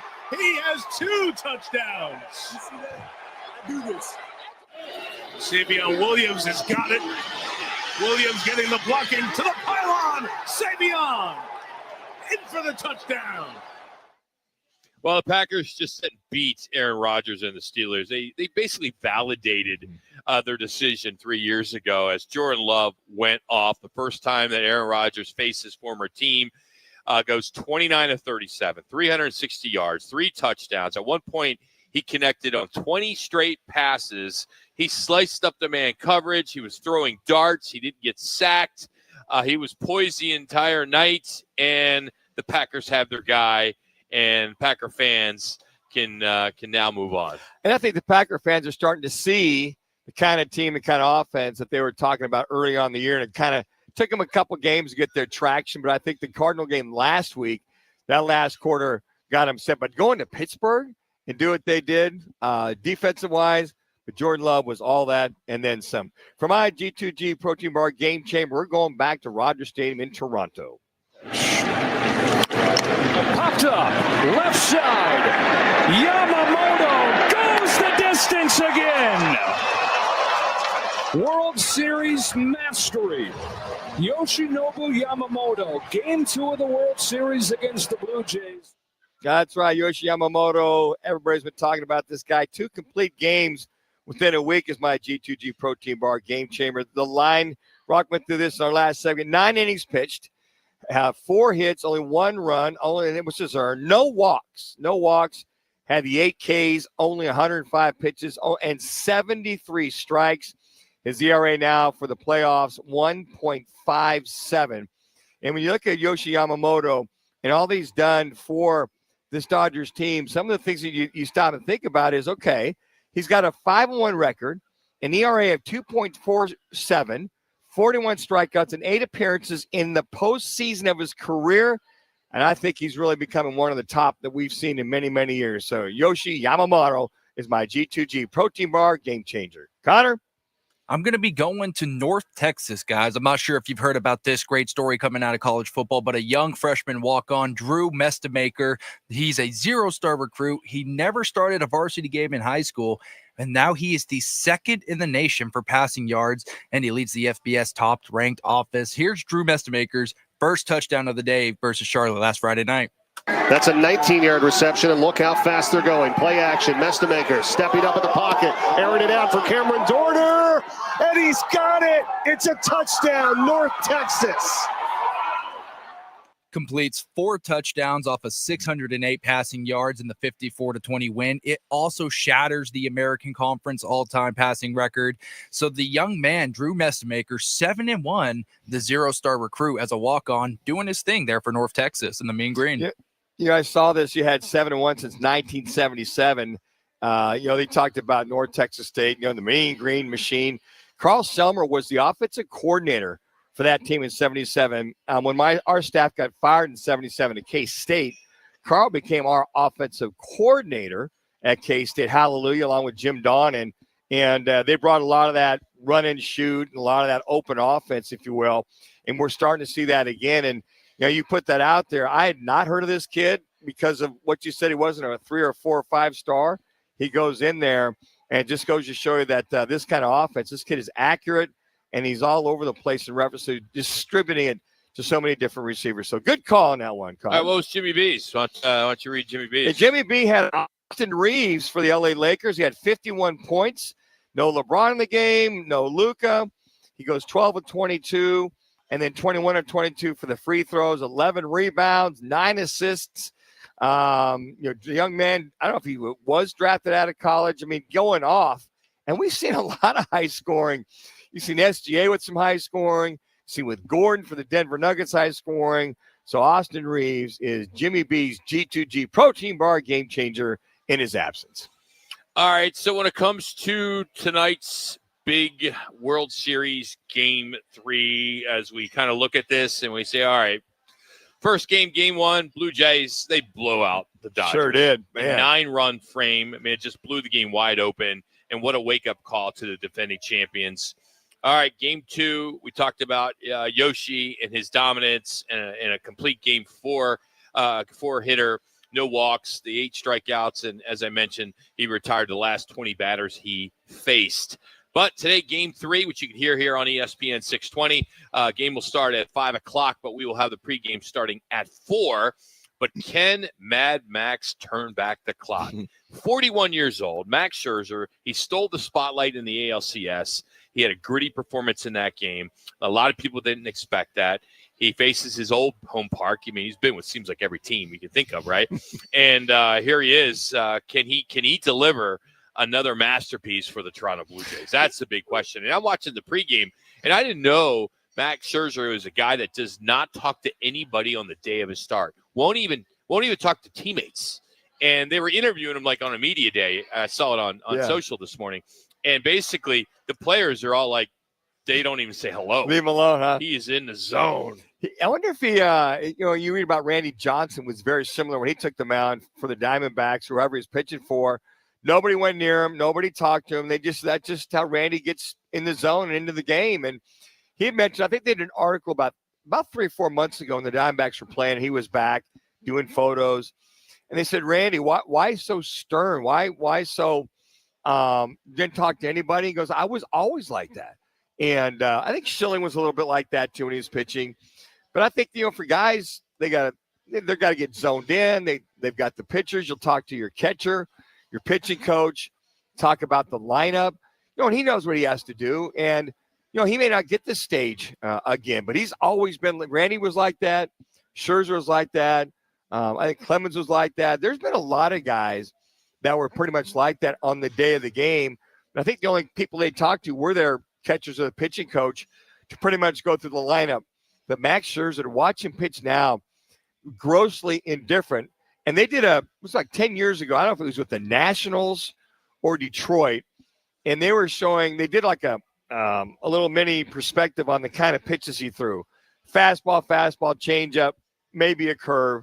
Fastball, changeup, maybe a curve. Now he throws a splitter, changeup, curve, slow curve, and he will bust you in once in a while with the fastball. But those are some of the things you watch Max Scherzer, the complete pitcher at 41 years old that he's become. So it's going to be a tough game for the Dodgers, even though they got 5 runs the other game. Will Smith and Edmonds about the only guys that have been consistent throughout the playoffs. They got to get Ohtani.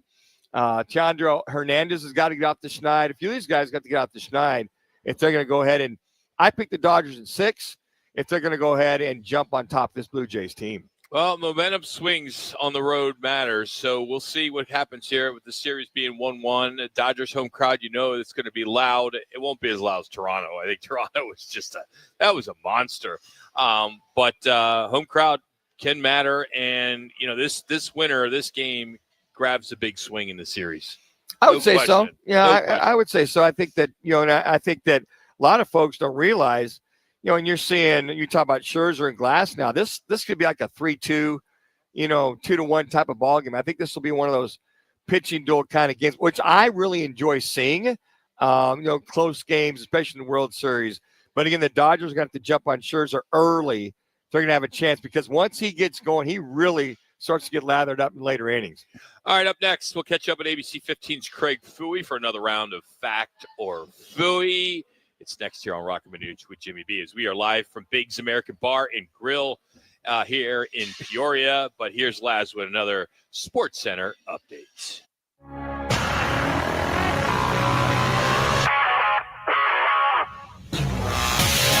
It's now time for your Roc and Manuch with Jimmy B's ESPN 620 Sports Center update. I'm Matt Lazarus. Game 3 of the World Series is tonight as the series shifts to Los Angeles with the Blue Jays and Dodgers tied at 1 game apiece after splitting in Toronto. First pitch is at 5 p.m. from Dodger Stadium, and you can catch all the action right here on ESPN 620 AM following the show. Over in the NBA, it's a busy night with 11 games on the slate, including the Phoenix Suns traveling to Utah to face the Jazz. Tip-off is at 6 with pregame coverage starting at 5 on 98.7 FM and streaming live on the Arizona Sports app. Over in the NFL, the Arizona Cardinals just recently cut running back Michael Carter. It's Monday Night Football at Biggs American Bar and Grill. We're live in the P83 district in Peoria, right across from the Peoria Sports Complex at 83rd Avenue and Bell Road. Plus, at halftime, 20 fans will roll the big dice for their shot at $10,000. ABC 15 Sports Director Craig Fouhy, next.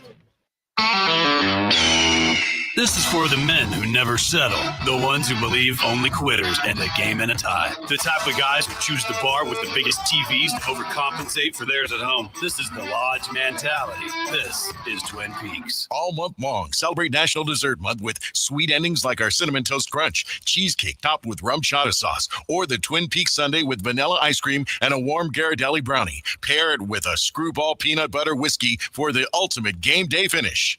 There's never been a better time to experience Sun Devil football. Pressure coming. Levitt throwing for the end zone, and it's caught for a touchdown by Jordan Tyson. The Levitt to Tyson connection clicks again. Don't miss your chance to be a part of the action, tradition, and unmatched atmosphere at Mountain America Stadium this season. Get your Sun Devil football tickets today by calling 480-727-0000 or go online to sundeviltickets.com. Crest Insurance is about more than providing coverage.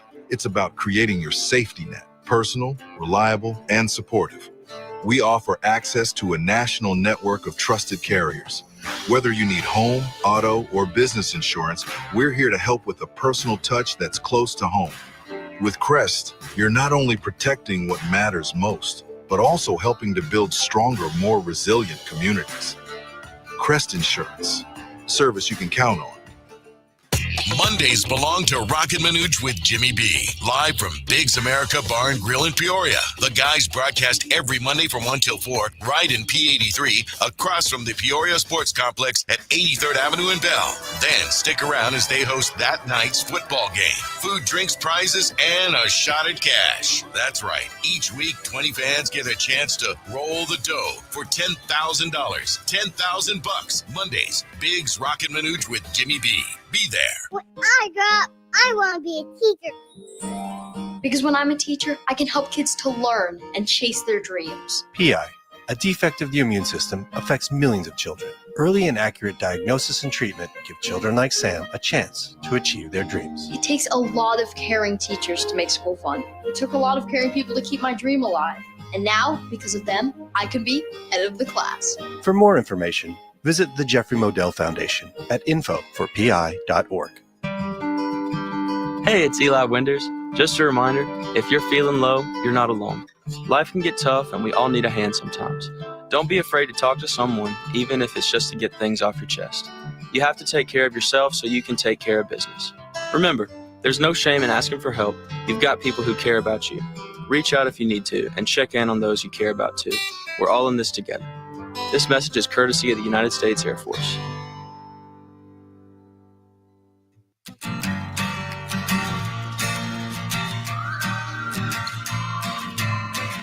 It's time for Fact or Fouhy with ABC 15 Sports Director Craig Fouhy. Fouhy joins the guys each Monday to break down the top stories of the weekend. And as a reminder, Manuch writes the questions. Now here's ABC 15's Craig Fouhy. How we doing, Fouhy? How's your Monday treating you? So far, so good. Spent the morning out with Kenny Dillingham and the boys. We're getting ready for a little Monday night football action here. How's Kenny going to be hitting LSU or Penn State or Florida or Auburn job if it opens? He is singularly focused on today and tomorrow's practice. That's it. Nothing else. It's gonna get loud though, don't you think? I mean, he's a 35-year-old up-and-comer, and I think a lot of people like him. Hopefully ASU's got some extra cash laying around. And he knows that conference coach really well. Yeah, well, when they back the Brinks truck in to the SAF over there in Tempe, it's going to be tough to turn them down. Coach, when you see so many Power 4 jobs available, would you say, like, there's 7 right now? Plus Power. 12. You know, there's Power, yeah. I mean, there's so many. I mean, is it truly all about, okay, we're paying you, we're bringing all this money in. What's the life of a coach in that, Power 4 conference? 3 years? 4 maybe? If you're not getting there?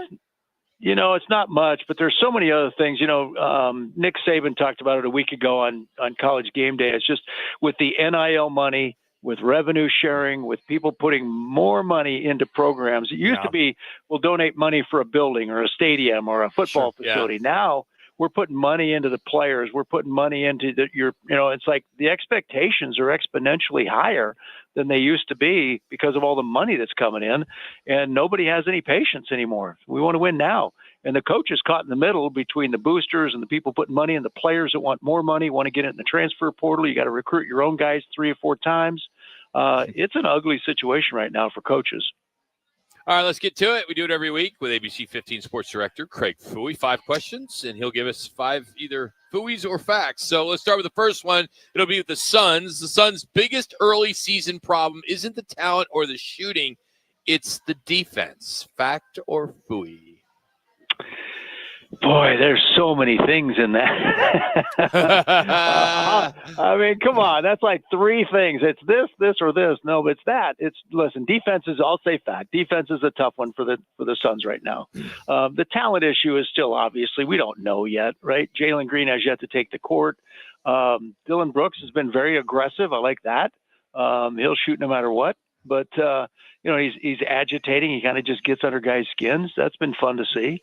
But defense, they absolutely have to get better on defense. And I don't know if they're ready yet to be better on defense. It's going to take more than Dylan Brooks. All right, Coach, with Devin Booker's 18 turnovers in just the first 3 games, that's right, 18, must force Suns head coach Jordan not to have someone else handle the point guard responsibilities until, you mentioned him, Jalen Green is able to return. Fact or Fouhy? Have someone else handle the point guard? Yeah, so handle the ball, point guard. Just Devin. Well, Gillespie, Grayson Allen, those are really the only other two. I know. But You get don't the ball out of have his a lot of hands, Coach. Well, you don't have a lot of options, and in today's NBA, I mean, everybody's bringing the ball up court. You know, it's like, my goodness, you see Biggs bringing the ball up court. You know, like the old Dirk Nowitzki days. You know, it's like, what's going on? But yeah, the Joker. The Joker. That's too many turnovers, and that's just mental. That's just mental. You know, you get settled in, and I'm sure there's a lot going on in Booker's head right now in terms of this team and trying to get used to these guys on the court in a game against actual opponents instead of your practice guys. So yeah, it's too many, but I don't know who else you put in there at this point until Jalen Green gets back. Was that a factor, Fouhy? I don't know. That's a Fouhy. I'll go that. All right. What are you going to do? Doubt. I mean, when in doubt, you go Fouhy, right? Exactly. Exactly. All right. Question 3, special teams miscues have officially cost ASU a spot in the top 25 and possibly a Big 12 championship shot. Fact or Fouhy? Fact. Listen, it's been tough, and I even asked Kenny today, how tough is it to do what you did Saturday and not score any points in the first 3 quarters, you know? And he of course went back through the missed field goals, the missed opportunities, the fumbles, the offsides, the penalties, you know, all those things that are costing them. There's so many things going wrong right now, and then when you add injuries on top of all those things, it makes it even more difficult to get a win. But special teams clearly, and now Charlie Regal has stepped aside for some health reasons, which we don't know, and Kenny didn't really clarify much of that today. So, you know, Kenny was even asked, if your special teams were doing better, would Charlie Regal have stepped away? And he goes, I can't answer that. You know, it's up to Charlie. He'd have to answer that one. But, you know, there's a lot of questions surrounding that decision, you know, if Charlie just to step away for a while. So lots going on over there. But, yeah, I'll say fact to that. All right, Coach, question number 4. Kyler Murray has shown enough this season that the Cardinals should build around him long-term and not shop for the next QB crush in the draft. Fact or Fouhy? He has shown enough. Yeah, I'll tell you what he's shown enough of, $235 million. That's what's enough of. Listen, Kyler Murray is Kyler Murray, right? We're 7 seasons in with the guy, and we know what he is now. It's like the Cardinals. People are saying, well, the Cardinals have shown potential if they can just do this. No, they're 2-5. That's who they are. They've got a less than 3% chance of making the playoffs right now. That's who this team is. Kyler Murray is who he is. We've seen him now for 6+ seasons, and this is what he is. I think he's still a top 15 quarterback in the league and probably top 10 when he's playing really well. But is he the guy that's going to take this team to the playoffs and lead them to the Super Bowl? Probably not at this point after what we've seen. And to his defense, I guess in his defense, they haven't really surrounded him with outstanding players. Like they did nothing in the offseason this year for the offense to build up any talent, right? We're going to go with James Conner. Oh, he got hurt. We're going to go with Trey Benson. Oh, he's hurt. Marvin Harrison, still up and down. Questions, jury's still out on Marvin. Didn't get a backup receiver. There's no defined number 2 wide receiver. Trey McBride's been great, but you got to have more than that. So yeah, it's been tough. Kyler's been in a tough situation. 2 different coaching staffs now, and we still see the same thing. Coach, we always talk about progress, and obviously first year Gannon wins 4 games. Last year you win 8, but then the last year you lost 5 out of the last 7. And you lost 5 out of these first 7. You currently, if I do the K-State math correctly, you've lost 10 out of the last 14 games. Where's the progress with this team? It's not. And, you mentioned last year, and then they imploded after the bye week last year. Right. And, lost at the end of the season. Nobody compared Gannon to Cliff. Nobody said we ran Cliff out of town because he just couldn't win after the break. It's like the end of the season. They always lose. And then Gannon does the same thing last year. Nobody says Gannon's just like Cliff. No, the culture's changed. Everything's different now. But we got the same results. So now here you start off 2-5, and like you said, lost 10 of 14. That's not improvement. That's not progress. And so, and my big thing was this week with the bye week, something needed to happen. Heads needed to roll. Something needed to happen big to grab the attention of this team. And I don't know at this point if anything has been done to grab the attention of this team other than we need to play better and coach better. Oh, sure. They lost 5 in a row. Let's just give them the whole week off. See you Monday, guys. They have to. I had a lot of heartburn with that coach. Why you have to? Have heartburn. That's part of the NFLPA. You got to have no. time off. You get your designated days off. You don't have to. No, you have to give time off when you have a bye week. It's the reason why they have the bye weeks. Like Philly, they gave their guys off Sunday through next Monday. Okay, so because they have a Monday night game the following week. Philly's winning. They've lost 5 in a row. Fouhy, isn't there some rule that they have to give time off? Yeah, and listen, Coach Gannon said different guys had different plans last week, right? Some of the guys were trying to get over injuries, so they were in the building working with the physical therapists and the trainers. Yeah. Some guys were lifting weights to get back. I mean, everybody had a different plan, but they even pushed back tomorrow's stuff. It was supposed to be at 9:30, and now they pushed it back an hour. So, it's like tough getting some back of the guys, in here. because the government shut down, their flights are delayed in Cancun or wherever they are. The National Football League visa back. Yeah. All right, last question. All right, last one. With a 5-1 record and an ERA of 2.47, 41 Ks, 8 appearances in the postseason, Yoshi Yamamoto is, Manuch's words, slowly becoming one of the greatest pitchers in postseason history. Greatest. Slowly. Yeah, slowly. He's trending. He's trending in the right direction. Fact. Yeah. That works. Holy cow. These things, so come on. This guy, here's the thing. Baseball is at a crossroads, in my opinion, right? You got to come up with a salary cap, a floor to that whole thing. You can't let teams spend less than the vast majority of other teams. You got to have some kind of ceiling on these things. You got to get to the automated balls and strikes sooner than later. There's so many issues with baseball right now. I don't even know where to start with Major League Baseball. Coach, when you cover spring training, and I'm sure you've covered the Dodgers with Yamamoto and Ohtani, and I forget the other one, that Japanese culture as far as work ethic, and they are looking to play every day and finish games. Anything you could detect when you talk to these guys, maybe watch these guys at spring training, anything in particular? Yeah, their work ethic. They just go at it. They're there for, it's not like, a lot of the guys will, we play in spring training practice early. We got to go golf, right? Sure. These guys aren't out golfing. They're working on their game. And there's a big difference when you see player X versus player Y. And one guy is out there working his tail off in spring training, and the other guy is getting out the door and going to play golf with his buddies. There's a big difference in that. And I'm not blaming guys that go play golf. Listen, go ahead and go. Your practice is over. But you just see a different work ethic for sure. Fouhy, thank you as always, buddy. Have a great week. Thanks, Coach. My pleasure, fellas. See ya. That's ABC 15's Craig Fouhy joining us, the sports director.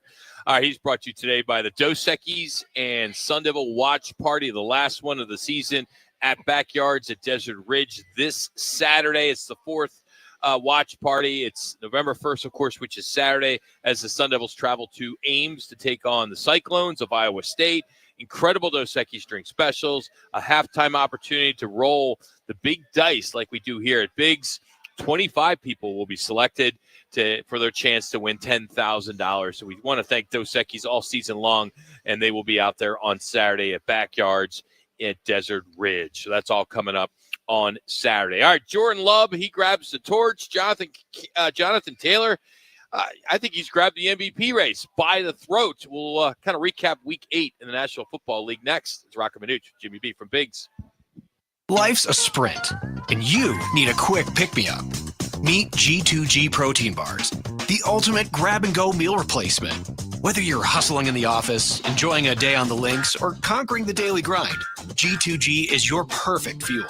Score an 8-pack at your local Costco's refrigerated section, or explore amazing flavors at G2GBar.com. Quick, delicious, and power-packed. G2G protein bars, setting the pace for your energetic lifestyle. Do you suffer from out-of-this-world electric bills? Do you have cosmic dust in your home? Call Alien Air Conditioning. Is your air conditioner making celestial noises? Is it just not keeping up? Call Alien Air Conditioning. Right now, there's $1,000 in utility rebates to reseal your ductwork and add insulation. Call Alien Air Conditioning. Mention this radio ad and you will get a heating checkup for $39.95. Call Alien Air Conditioning. Join the team at the largest towing company in the state, All City Towing. We're hiring dispatchers, call takers, lot attendants, drivers, and customer service personnel. Enjoy benefits like the state's most advanced towing equipment, set work schedules, a healthy 401k employer match, health benefits, employer paid life insurance, and a monthly fuel allowance. Ready to take your career to the next level? Visit us at allcitytowing.com. All City Towing, where your future is on the move. Twin Peaks is the best in the game. Here, the ultimate lunch lineup boasts wall-to-wall sports and scenic views. When you're hungry and in a hurry, the Scratch Kitchen delivers lunch in the clutch. I mean, where else can you order a 29-degree draft beer and a quickie combo on your lunch break? Only at Twin Peaks, the #1 sports bar. Twin Peaks Scratch Kitchen scores every time. Dig into hand-smashed burgers, chef-inspired flatbreads, and more at your local lodge. I'm a pretty great multitasker. I can wash dishes and do laundry. I can roller skate while walking my dog. I can even order lunch while doing my homework. But I can't use my phone while driving. A distracted driver is one of the leading causes of death in the United States. So when it comes to driving, please, don't be a multitasker. Don't drive distracted. A message brought to you by the National Highway Traffic Safety Administration, Project Yellow Light, and the Ad Council.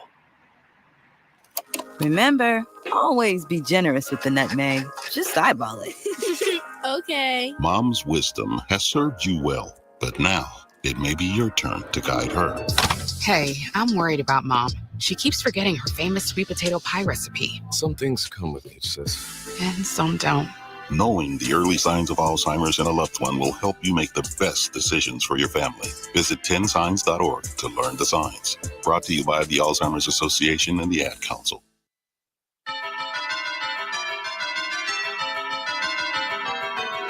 Back with Roc and Manuch with Jimmy B at Big's American Bar and Grill. Football, big screens, big flavors, and prizes all night. And it's Colts ball at the 20. Here's Jonathan Taylor on first down. Big hole. JT in the open field. Down the sideline. Staying in bounds. Still going. Taylor. The distance. All right, Jonathan Taylor, that was an 80-yarder. MVP, why not? Colts are 7-1. Jonathan Taylor is the beating heart of this team. He's leading the NFL in scrimmage yards at just over 1,000 yards. He's got 14 touchdowns. He's breaking tackles like crazy, 366 yards after missed tackles alone. He's on pace for 2,200 yards rushing, 28 touchdowns. That's like Adrian Peterson numbers back in 2012 when he was the MVP. Sunday, 153 yards. He had 2 scores on just 12 carries. Quarterbacks, we know, typically get the MVP, but we also know Saquon Barkley got it last year. He had a hell of a game Saturday as well. And I think Taylor's going to be the guy. If you had to give it to somebody right now, I don't know how you cannot give it to him. Yeah, I think he's on pace, as you mentioned, to what Saquon was last year. I mean, on average, you talked about those 12 carries. It was close to 13 yards per carry. That 80-yarder that we just heard was really the one that kind of set the tone. But you know what? You look at their defense, look at their offensive line. Everybody's going, well, are they the real deal? Yes, the Colts are the real deal. It's 7-1. They've come out and they've beaten some good teams. They've stood up when they've had to. Daniel Jones or Indiana Jones or Danny Dimes, whatever you want to call him, is really playing some excellent football. They're the best team in football, no question. I think they're right up there. I really do. What do you mean right up there? I think, who's better? Well, you could look at the Rams right up there. Colts, Philadelphia. Colts. Philadelphia's starting to get their groove back on. Colts, the thing with the Philadelphia Eagles, they don't blow anybody out. They win games. They find ways to win games. But the Colts are blowing people out. Yeah, they are. And I think that's the thing is now they get in the meat of their schedule. They should win that AFC South, you think, going away. I mean, you think of that. And those are some of the things you're going to take a good look at. But, I mean, this team is balanced. They got the offensive line. Their defense has a lot of no-names that are playing very, very well. They had a few guys hurt versus the Cardinals game, but so the guys have come back. And I think that, the Colts will be one of those contenders. But I think the other team too, Rock, don't forget about the Green Bay Packers. Yeah, they look good last We saw them manhandle the Pittsburgh Steelers, especially late in that game. So as you look at Week 8, every game but one, I believe, was by over a touchdown, one score. I mean, there was so much offense yesterday. I mean, you got the Dolphins. I mean, tossed, 4 touchdowns. 4. They beat Atlanta. Bills took care of the Panthers. James Cook, he had a video game, 216 yards and a couple touchdowns. Jets get their first win of the year. How about that? Say that again? Yeah, Say that Jets again? Jets win. Over the Bengals. Wild fashion. Ravens with Tyler Huntley. Red zone was enough. The defense tightened it up, and they beat the Bears. I went to a refreshment stand after the first game, and a couple Bears fans were just livid. They were losing their minds. The farmers, they couldn't handle the fact that the Ravens beat them. And how about the Texans? They woke up. They took care of the 49ers. The Texans have won 3 of 4. Patriots rolled the Browns. Browns just a bad football team. Eagles, they routed Giants. Saquon, as I mentioned, he went off early. Hurts continues to put up some serious numbers the last 2 weeks. Hurts is playing like an MVP. Broncos blowout Dallas. Bo Nix, where's he been? I'm still going to keep my bet, Manuch. Eagles, Broncos, Super Bowl. Yeah, very well could be, and the Broncos have kind of. They can get by the Colts. Yeah, they could, and we talked about the Jets win. A lot of heavy hearts, emotional. Nick Mangold had passed away yesterday morning, and he'd been battling a kidney disease and kidney for many, I guess, a couple of years, and to see Coach Ryan pretty much lose it on the set in the morning on the ESPN set there, that he was one of the coaches. He was the head coach. Knew he was on the way out. And Nick Mangold had been injured most of that year. He dressed out for that game, which was emotional to Coach Ryan, that he dressed out, knowing it was probably his last game as the New York Jets head coach, was there 6 years. But for them to come back, and Justin Fields, wow, that young man, after the week he went through, your owner calling you out, and Tyrod Taylor looking to start before he got hurt at practice, and here he is starting. But what a good victory, what an emotional win for this Jets team over the Bengals, for crying out loud. Tampa Bay Buccaneers defense.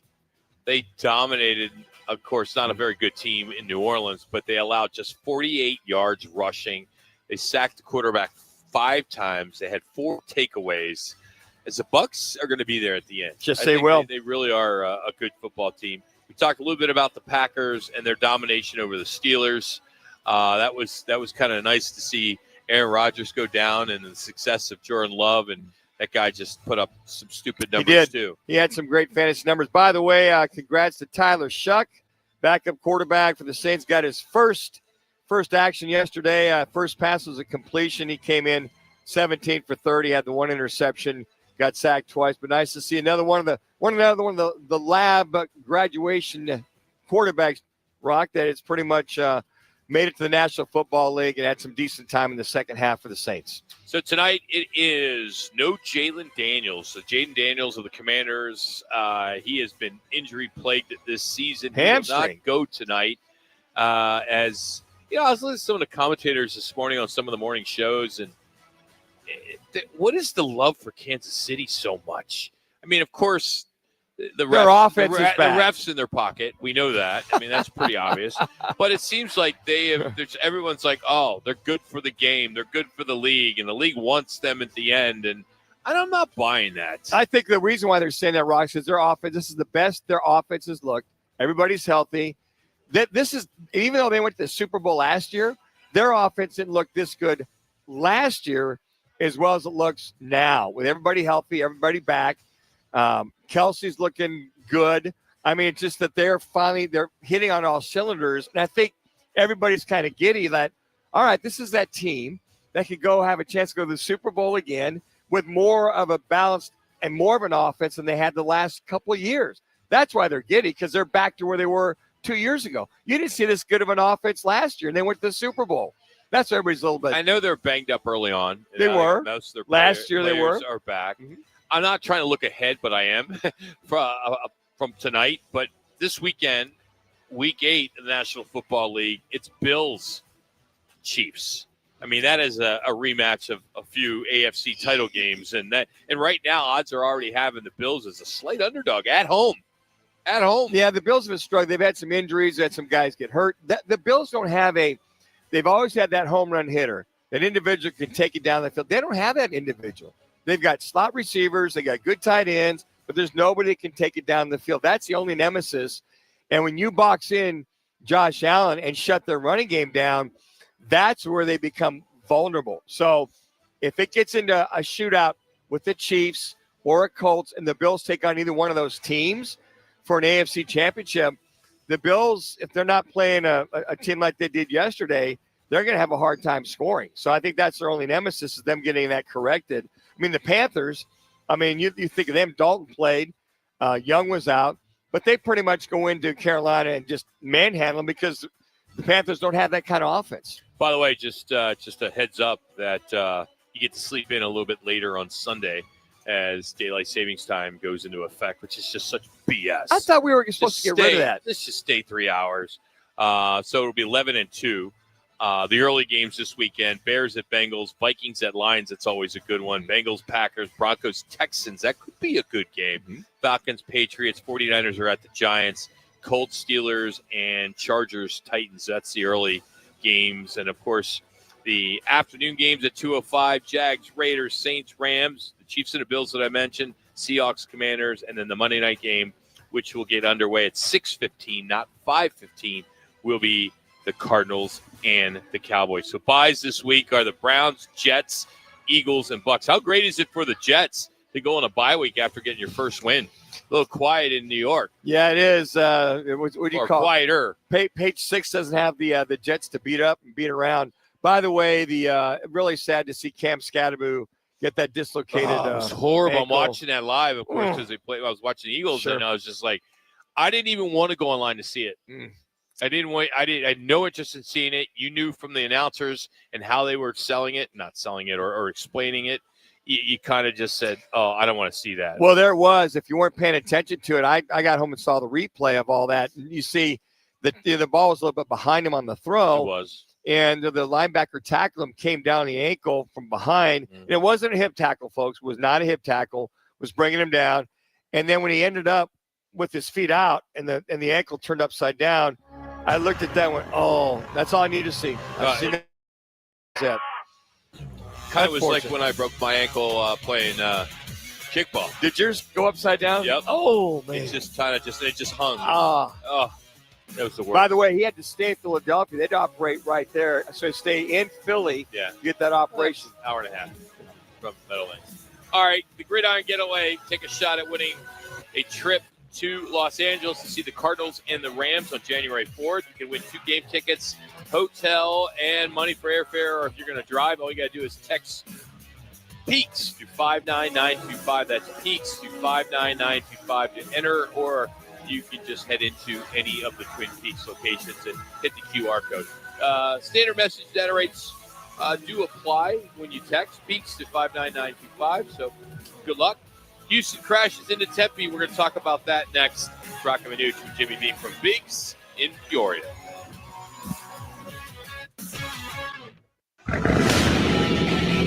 Keeping your engines healthy means protecting them in season and out. Experts trust Stable to do that. And third-party testing confirms it. Stable is the industry leader in preventing fuel-related issues, no matter if you use it in your car, boat, or outdoor power equipment. In season or out, at every fill-up or when you store, start with Stable. Tired of hearing scary radio ads about the IRS? Tax Relief Advocates is different. TRA is here to tell you that if you owe money to the IRS, whether it's $5,000 or $500,000, we have a solution. TRA can eliminate or reduce what you owe to the IRS with zero risk to you. We have over 1,000 5-star reviews on Google and an A+ with a BBB. End your tax nightmare today by visiting TRA.com or call 800-275-1728.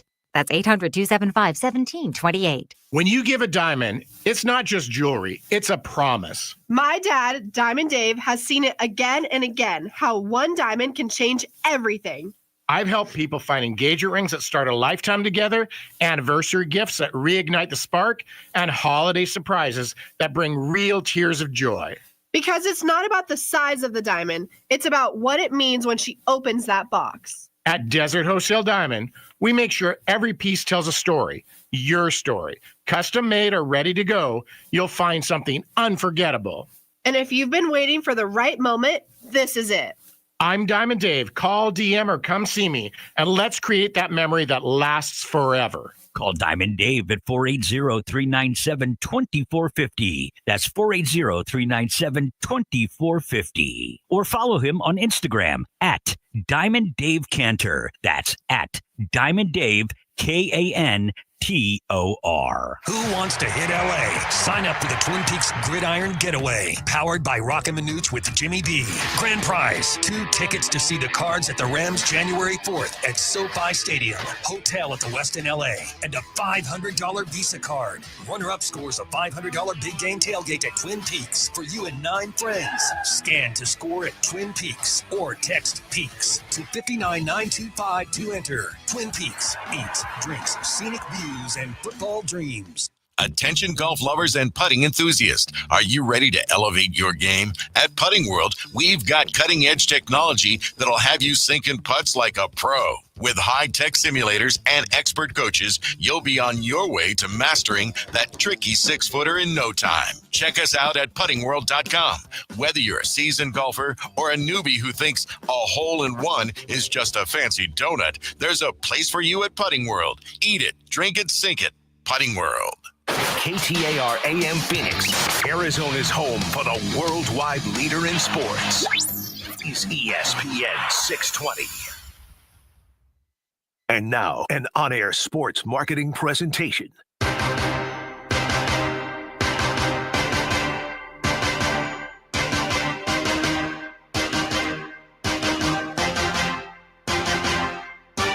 It's Roc and Manuch with Jimmy B. Now on ESPN 620, 98.7 FM HD-2, and streaming live at arizonasports.com. The guys are powered by the law offices of Lerner and Rowe.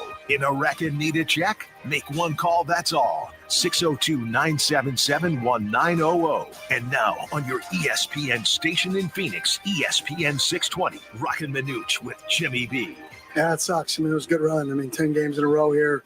Great environments. We've really built a great environment here. And unfortunately, we couldn't get it done tonight. We didn't play good enough in the first half, first 3 quarters, really, of the football game. And, it's unfortunate, but great crowd, great environments. It was a good run. Hopefully we can start another run here, the next home game.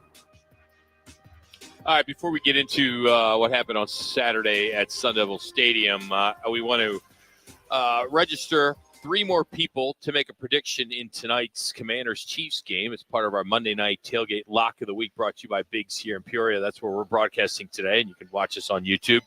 As the closest score wins a $50 gift card to Biggs, where the West Valley goes for football. We'll take 3 callers, 602-230-0620, 230-0620 for our Biggs Monday night tailgate lock of the week. So we'll take those off the air. Of course, Biggs, the P83 district, that's where we are at right now, right across from Peoria Sports Complex at 83rd Avenue and Bell Road. So what went wrong for Arizona State in the loss to Houston? They have now fallen to 5-3 overall, 3-2 in the Big 12, and the postseason road suddenly looks far bumpier after that 24-16 loss at home. So what are the issues? We have 3 that we're going to touch on. Special teams meltdown, the offensive line, and the penalties. Let's start with the special teams, Manuch. This has been a sore spot for a few weeks now. Gomez, the kicker, missed 2 field goals. One was on a bad snap. There's been some coverage issues that have kind of haunted this unit. Would you agree? And then, and the coaches aren't using injuries. They're not using the personnel as any excuses. But it seems like the execution is just not there. Yeah, and even though the snap was a little high, I mean, that was still – I don't know why it would throw Jesus off. It wasn't that long of it. It was a chip shot, field goal. Should have made that. I mean, he missed it way right from the get-go. And the second one, he just pushed it left. So there's 6 points there. The bad snap, the holder got it down. The one thing he did not get turned, though, I don't know if that freaked out Jesus or not, didn't get the laces turned. The punts, you've had a couple of shanks by the punter. I don't understand that. Then the punt coverage has been bad. Kickoff coverage, what they've had, as far as kicking the ball deep, has been suspect as well. I don't know if it's a focus. It's staying in your lane, a discipline. Those are some of the things they're going to have to get ironed out and moving forward to have any kind of a chance to win the next 4 games. Because you got Iowa State, you got to bye, you got Colorado, and I forget who's you also get U of A to finish it off. So 4 games, you're going to need some help. You got to win the last 4 if you're going to go 9-3. Hey, not a bad record, 9-3, right? Great. It's a great record. We've taken the heartbeat for many, many years around here with Arizona State. But I think those are the things you got to get corrected. Offensive line, yes, they've had the injuries. They really have struggled. And the other thing, too, is the pass protection has broken down with just 4 linemen. They haven't really blitzed that much opponents, but with just 4, you looked at Texas Tech last week. Look at this week with Houston. They got a couple studs. Either double team them or chip them or whatever, or get the ball out quicker. That's the other thing as well. Let's focus on the offensive line and the rhythm at this offensive line, because it's basically MIA when the coaches shuffle the offensive line with some different players at center and guard, and it didn't pay off as the Houston defense was pretty disruptive there. And then Sam Levitt just never seemed like he was in sync with his receivers. Sure. Of course, his ace was not playing. Some big shots that turned into some missed connections, and then of course there was penalties. It just seemed like they just never were in sync. And then when you're down, 24-0, right, it's tough to come back. And especially this team to be down 24-0 at the beginning of the 4th quarter. Now I will say this: the Mateer touchdown, the great one-handed catch that he had, which might have spelled that, they ended up getting a field goal. Both the receivers were in motion. When the one guy went in motion, the far receiver, the Z, or the outside receiver, he did move up. He kind of stopped. The other guy's in motion.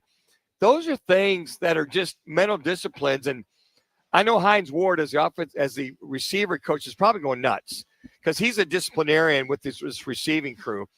Yes, you missed Jordan Tyson, but Mateer and your Harpool, the catches he had. And then McLean had a decent game.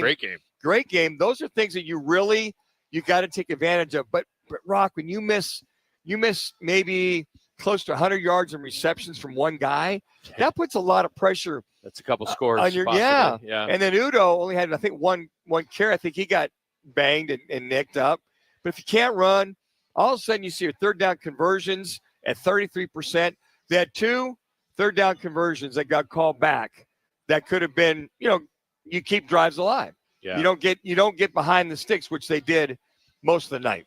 And then penalties, that changed the game quite a bit too. You had 12 penalties for about 76 yards. They were absolute killers. You had a touchdown erased on illegal motion. You had a targeting call, which was I believe in the first half. Yes. Right? Mm-hmm. And then which that Miles Rouser, he's now out for next game, at least the first half. Mm-hmm. And then roughing the kicker call in the final seconds sealed the loss.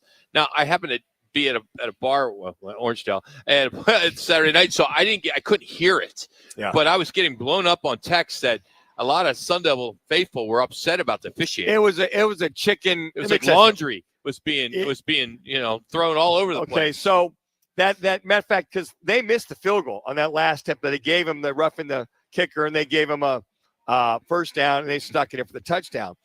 But I got to tell you what, when he dove, he barely rolled and barely touched the kicker. And you could see Kenny on the side going, that's a soft call. That's a soft call. But he's still, technically, that was a bad call, if you want me. He did touch him, but come on. He did. He dove out in front, and he tried to stop his roll, but he came around and kicked it because the kicker missed it. If he misses that, ASU gets the ball. They got a chance to go down the field, score. They'd have to get the 2-point conversion. But I will say this, all the calls that reviewed, they showed instant replay, they were all legitimate calls, especially the touchdown to Mateer, with one-handed catch, because 2 guys were in motion. Otherwise, they just were shooting themselves in the foot, that being the Sun Devil. We got to give a little love to Northern Arizona, as they're ranked in the top 25 with FCS, and they erect Idaho State's homecoming party, a 200-yard rushing day. They had the possession for at least 35 minutes. So the Lumberjacks, they get by the Bengals 31-18. They stopped a 2-game skid coming out of the bye week. And, Idaho State came in averaging 35 points a game, and NAU held them to 18. So big game for them. They responded, and the offensive line was really strong.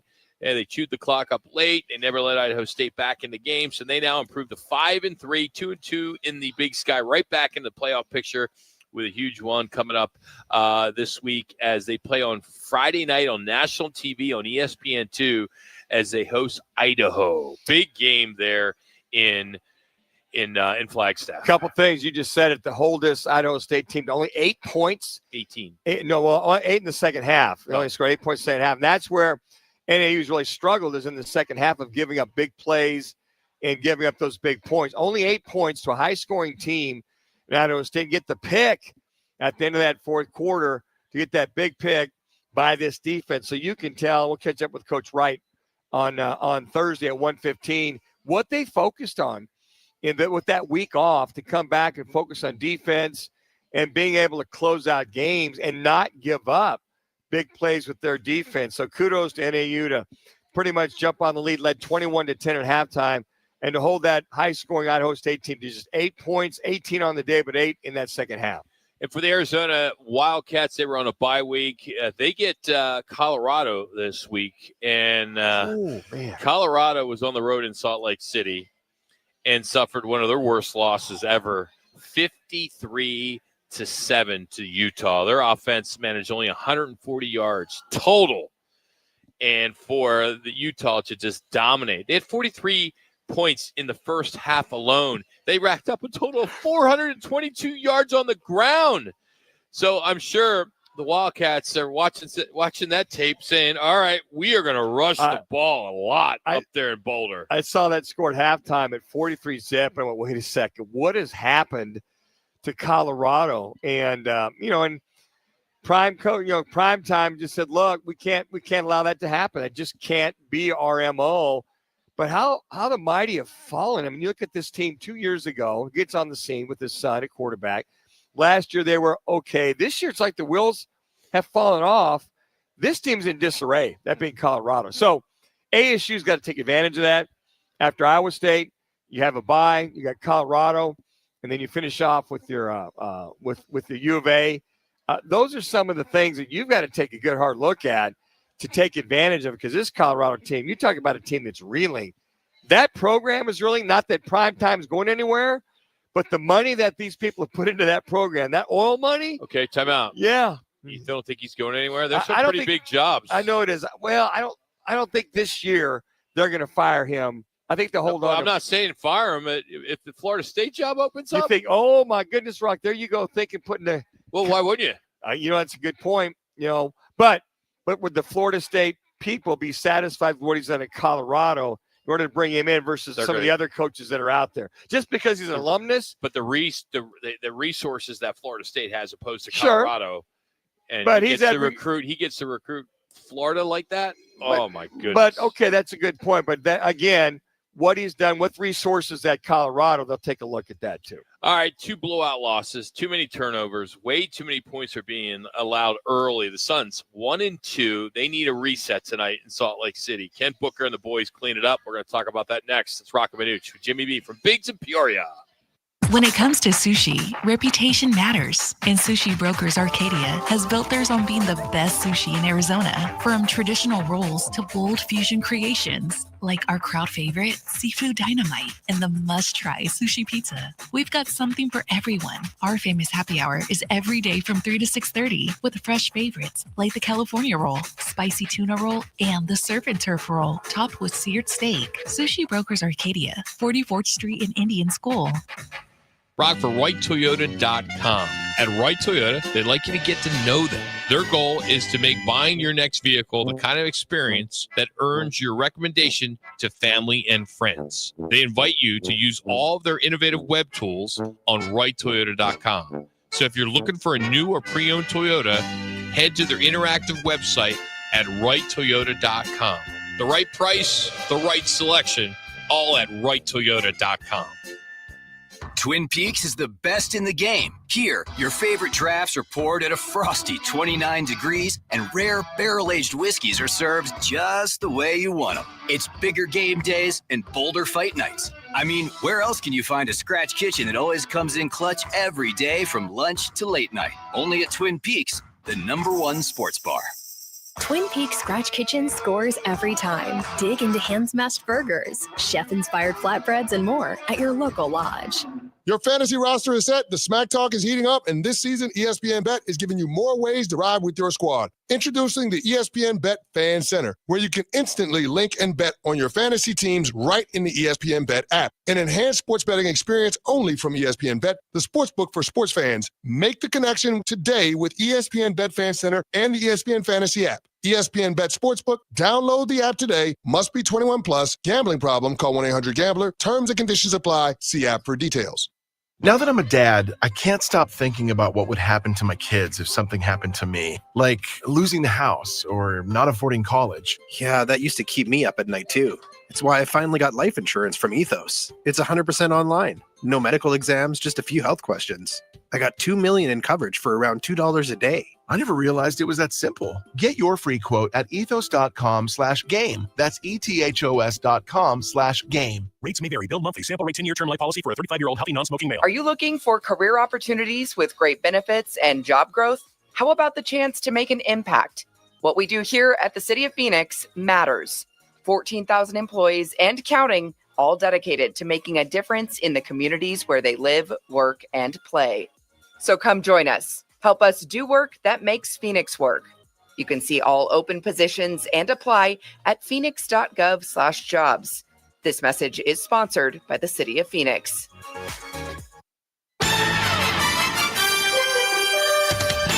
Live from Biggs at P83, Roc and Manuch with Jimmy B's getting you set for tonight's game. Giveaway specials of the game on every screen. We got to be better. I mean, there's no excuse for that. We're going to have to be better defensively. This is a defensive-minded group at times. And then we just lose our way. But we're 3 games in. There's a sample size to all this. But, yeah, 133, doesn't matter where you're at. That's probably not going to do that. That's head coach Jordan Ott of your Phoenix Suns as they have the Utah Jazz tonight on Channel 3 and Arizona Sports. So you want to check that out tonight as the injury update, according to AZ Central, is Jalen Green will miss another one tonight against the Jazz. He's dealing with that right hamstring strain, so he won't go. Or will this hamstring strain go away? He hasn't played a regular season minute yet since he got here to Phoenix, and he aggravated that injury during that China trip. So hopefully there'll be some progress here soon, but they need him. They got to get him in there. Dylan Brooks is questionable with a sore groin. He's been firing away early. He leads the team in shots. Not exactly efficiency. He's got 19 points on 37% shooting. Do have some good news. Mark Williams is back off the injury report after he sat out in Denver with that knee management. He's played in 2 games this year after 0 preseason action. So the Suns team 1-2. They'll be back home on Wednesday to face Memphis. But the storyline so far this season is the defense not playing well, the hamstrings, the groins, and the knees. I think HGK, hamstring, groins, and knees is what we're talking about right now. How does I don't get it. How do you, Jalen Green? You got a hamstring. You aggravated over in China. The season even started. You're barely into training camp 2 weeks. Yeah, but you got a hamstring injury. You can easily do that in practice. You're going hard in practice. Yeah, you can pull a hammy. These guys, you see, the guys are just such in great shape this season. I guess the rub is if these guys have got nagging injuries before the season starts. I guess that's the thing. People go, wait a second. A lot of these are like hamstring injuries are typically you might see early mid-season. With Mark Williams, what do you mean he needs knee management? What's that all about? I thought he was good to go. You didn't play him in preseason. You really had him in bubble wrap the entire time in preseason. But I think that until Jalen Green is day in and day out with this team in the starting lineup, Mark Williams, day in and day out, whether he's coming off the bench or starting on a consistent basis, will we really know who this Phoenix Suns team is. But the defensive side, you bring up, Roc, these guys are going to the rack and the alley oops and guys wide open and going to the rim, and layups. Murray 3 or 4 times on Saturday. Does anybody want to get in front of them? I mean, it's almost like defense seems to have eroded as far as being part of the Suns team the last 3 years, whether they're winning or losing. We've always bemoaned about the fact Could somebody please do some defense? Now, first game of the year, we saw against Sacramento, saw the rebounding, we saw concerted effort and defense, seeing the energy. But once again, it's just kind of the same old, same old. Now, I hope once everybody is back and that Jordan, out as head coach, can figure out a rotation once everybody's healthy, that he can have the chemistry or standard operating procedure to win these games. I don't think he's ever going to have a rotation. I don't think it's ever going to happen. I mean, you look at Mark Williams, and everybody was so excited to bring him here. His first year in Charlotte, he only played 43 games. Mm-hmm. Second year, only had 19 games. Mm-hmm. The year before the Suns, being this year, 44 games. Mm-hmm. I mean, if last I looked, there's 82 regular season NBA games, and he could barely play half of them. How can you get a rotation with your top center only plays every other game? And these scouts and front office people look at the same numbers you just put out there. Why would they take that chance? He's talented, but once he gets healthy, well, there's a track record of him not being healthy. It's almost like when Bradley Beal came here. Remember Bradley Beal? He's a great player, but he can't stay healthy. They still bring him on. And guess what? He could never stay healthy. I think he went maybe a month. I think it was one time he monitored. I think he was maybe a month. There's actually available for this Phoenix Suns team when he was here before he moved on. So when he got traded to the Lakers and then it got rescinded. Yes. It wasn't his knee that they're dealing with now. It was his back. So let's knock on wood that we don't all of a sudden start talking about his back here in the next month or two. And it's unfortunate. You said it earlier, 23 years old. 23, and he's having a lot of issues. Hey, you know what? I know the kid, it's not his fault. No, of course. I feel bad for him. No, I do too. I mean, 23 years old, but you're going, man, I've got this Ferrari in the garage, and I can take it on once in a while. I can only open it up to about 120. It'll go 200, but I want to make sure I don't blow the engine again, because it's pistons and the rods just seem to blow. But then you know what? You can even put a complete new transmission, an engine in it, and then even then, well, maybe the tires go flat. This kid if he's truly a Ferrari, and you can never open it up on the road for any amount of time, then at some point in time is okay. Whoever missed on this, or is this something you're going to have to deal with week in and week out? And hopefully that kid, if they go to the playoffs this year or next year, is able to go for you, and you get the money and the talent out of this kid when things count. I'm just looking at, some of his past, playing in 80-something games in 2 years or 2.5 seasons. But, I see, that he also suffered a torn thumb ligaments. He's had, I mentioned the back. He's also had a foot sprain. So he's had all of these issues. I feel bad. There are a lot of big men that are always getting hurt. He is one of them. Yeah. But if I was the GM back then, why would you even take a flyer on him? I would agree. Your medical staff is the best in the league, that you're going to be able to get this kid on the floor? Especially when the Lakers turn you and say, you know what, we have to send you back. Any NBA team. Yeah, you have to send you back, and because we just don't feel you're capable of the grind of the NBA. That's the other thing too, Roc. I mean, here's this kid, but he can hardly handle the grind of the NBA week in and week out. Now, one game at a time. Now, hopefully tonight against Utah, kid can play, but then here's what's going to happen. Tomorrow we're going to be on, we're going to talk about him, 24 points, 12 rebounds, 5 blocks. And we're like, this guy's the man. Well, here's the other thing too. I think as a coach and as a staff, you go, is he available or is he not available? I think Jalen Green, once he gets his hamstring issues settled, he'll be fine. But then in your rotation, I mean, you had two second-year guys start against the Denver Nuggets Saturday night. Yeah, Eudora and Dunn. 2 second-year guys taking on the semi-finalist who got beat by OKC in last year's semis, right? So that's a mismatch from the get-go. So can they weather the storm for a couple of months until they finally get it figured out? Hopefully they can, and hopefully Mark Williams is healthy, Jalen Green's healthy, and you have everybody else healthy to have a constant on the court. And this Utah Jazz team is not as bad as they've been the last couple of years. I mean, there's a lot of excitement there in Salt Lake.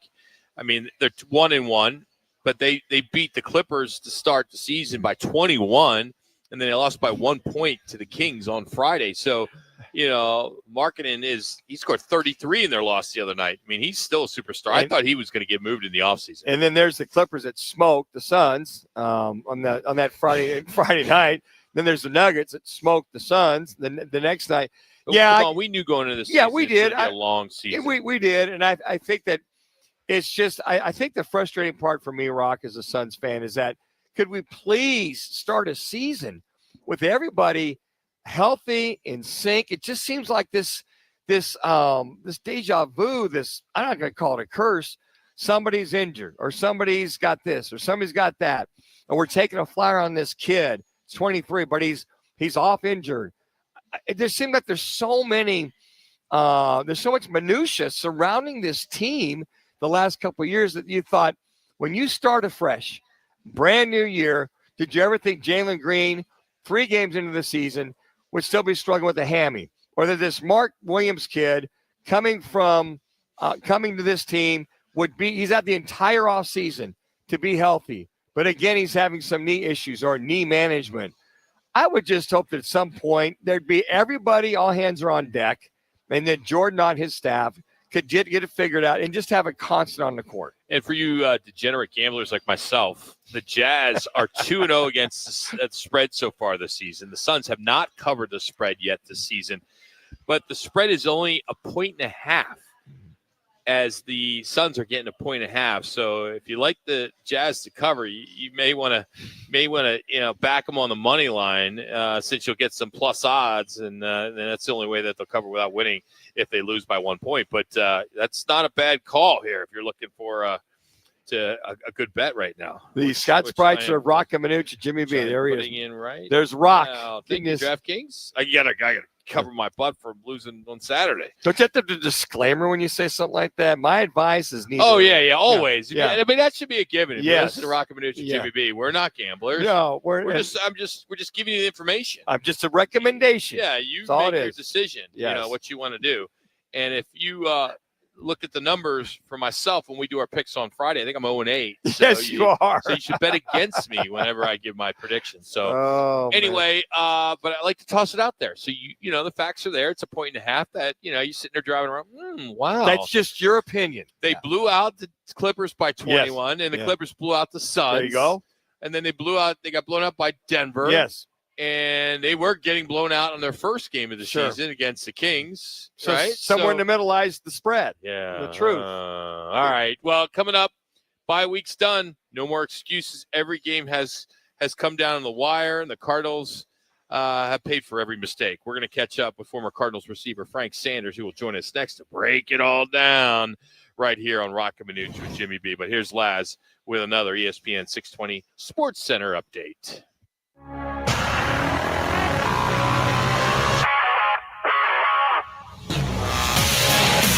It's now time for your Roc and Manuch with Jimmy B's ESPN 620 Sports Center update. I'm Matt Lazarus. Game 3 of the World Series is tonight as the series shifts to Los Angeles with the Blue Jays and Dodgers tied at 1 game apiece.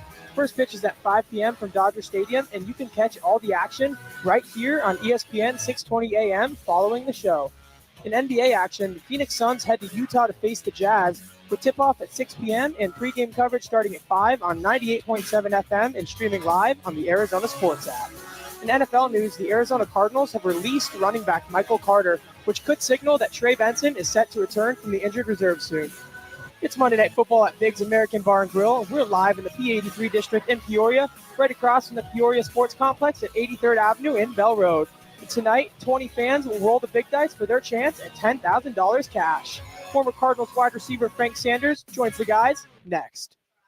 It's back. Sign up now for the Roc and Manuch with Jimmy B annual Pro Football Pick'em Contest, powered by all 5 Twin Peaks locations. Pick the winners each week, score great prizes all season long, and earn bragging rights until next year. And don't forget, the guys are live every Thursday from 1 to 4 to kick off your football weekend at one of the 5 Valley Twin Peaks lodges. It's free to play and easy to join. Just head to fanpick'em.com. That's fanpick'em.com, powered by Twin Peaks. Eats, drinks, scenic views, and your home for pro football. Do you suffer from out-of-this-world electric bills? Do you have cosmic dust in your home? Call Alien Air Conditioning. Is your air conditioner making celestial noises? Is it just not keeping up? Call Alien Air Conditioning. Right now, there's $1,000 in utility rebates to reseal your ductwork and add insulation. Call Alien Air Conditioning. Mention this radio ad and you will get a heating checkup for $39.95. Call Alien Air Conditioning. I was in a wreck. I need a check. Lerner and Rose is the way to go. I was in a wreck. I need a check. Lerner and Rose is the way to go. I was in a wreck.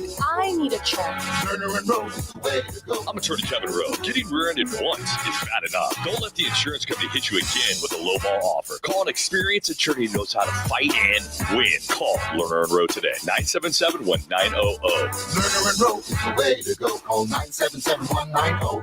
977-1900. It's time to make plans to join Roc and Manuch with Jimmy B for our last Dos Equis Sun Devils watch party. ASU hits the road to face Iowa State Saturday, November 1st. Join us at Backyard Desert Ridge. This is your ultimate tailgate, elevated bar favorites, and the game on massive LED walls. And at halftime, 25 fans get a shot to roll for dough for $10,000. See you there, Sun Devil fans. Watch all the games at Backyard Desert Ridge and Backyard Gilbert. Lost your health insurance? There are options to help you stay covered. Choices include Medicaid, individual and families, Medicare, and group plans. Blue Cross Blue Shield of Arizona is a local nonprofit health insurance company that can help you understand your options, no matter who you choose. Stay covered, Arizona. We've got your back. Learn more at azblue.com/options or call 1-844-584-BLUE. This message is brought to you by Blue Cross Blue Shield of Arizona. Most pedestrian and bicycle crashes happen early morning or at night. The leading cause? Drivers failing to yield. Since 2010, traffic fatalities for people walking and biking have doubled in Arizona. So stay alert and watch for bicycles and pedestrians. There's no such thing as accidents. Learn more about the risks at azdot.gov/no accidents. This message is brought to you by the Arizona Department of Transportation. He played 8 seasons with the Arizona Cardinals. The Sandman. It is caught. Touchdown Auburn. Sanders caught it. Touchdown Auburn. Frank Sanders from Nix. Auburn's ahead. Frank Sanders joins Roc and Manuch with Jimmy B right here on ESPN 620. George motions right to left. Snap to Brissett. 3-step drop. Looks left. Throws left. Caught it right at the 5. He's hit at the 1, but he bounces off a defender into the end zone for the Cardinal touchdown.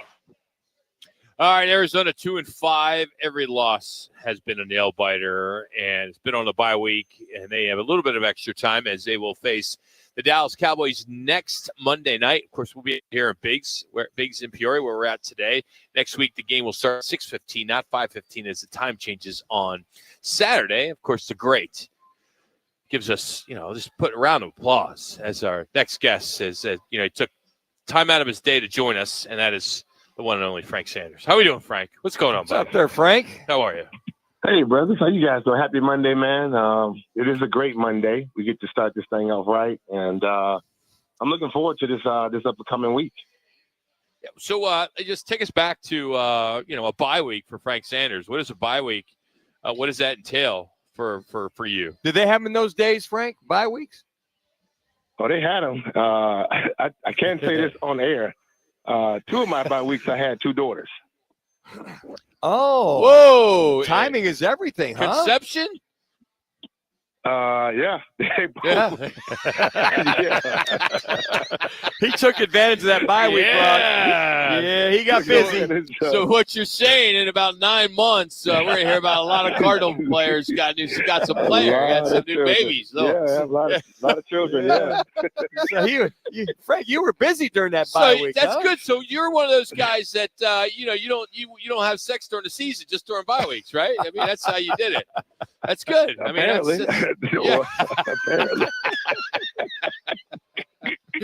Oh, that's funny. Now, if you've got to figure out how to have kids during the bye week, you got to write the book now, Frank. You need a book. Yes. Yeah, we're not writing books, man. It's too late for that. That ship has sailed. But the guys, we talked about it, man. This is a reset moment for the Cardinals, man. 7 games into a season that has not turned out the way you want it to be. We know that for a fact. 2-5 was not the goal at all, looking back at where you thought you would be right now. So the guys got to refocus. get their bodies healthy. We're looking at a team that has over 10 players that are on IR, so there's a ton of adjustments.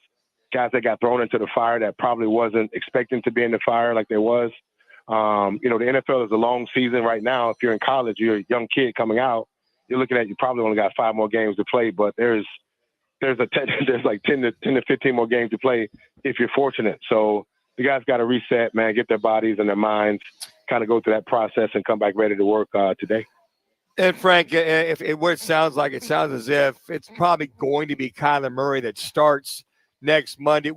Talking about reset and refocusing your mind, what do you think he might have learned, hopefully, watching Jacoby Brissett quarterback these last 2 weeks and have an extra week? And how much more, if anything, will his game change as far as the quarterback running this offense? I think there's you can see that the offense works, and it works at a high level based upon the way Jacoby ran it. I mean, we're looking at a difference of how defensive coverages played him. That's one thing we always talk about, which is every player in the NFL has to learn this one thing, which is the most important thing, is how teams are trying to attack you or stop you. And I think that you get to see how teams played Jacoby and then how teams played you. So once you see that, Kyler, then you can say, okay, then how did the offense function and run under Jacoby? And if I can see something that he took, or how he slowed the game down in his mind, how even when blitzes came, he still stayed in the pocket and trust, or he still was able to release the ball to a certain spot or at a certain timing. Those are things that, he could have probably watched and observed and came back and said, I can add that to watching having the opportunity to watch a veteran on his offense, because the last couple of weeks we've always said, and this is on the outside of the fences and not in the locker room, is that we as fans, we were talking about petting, and the offense not working, and Gannon need to make a decision.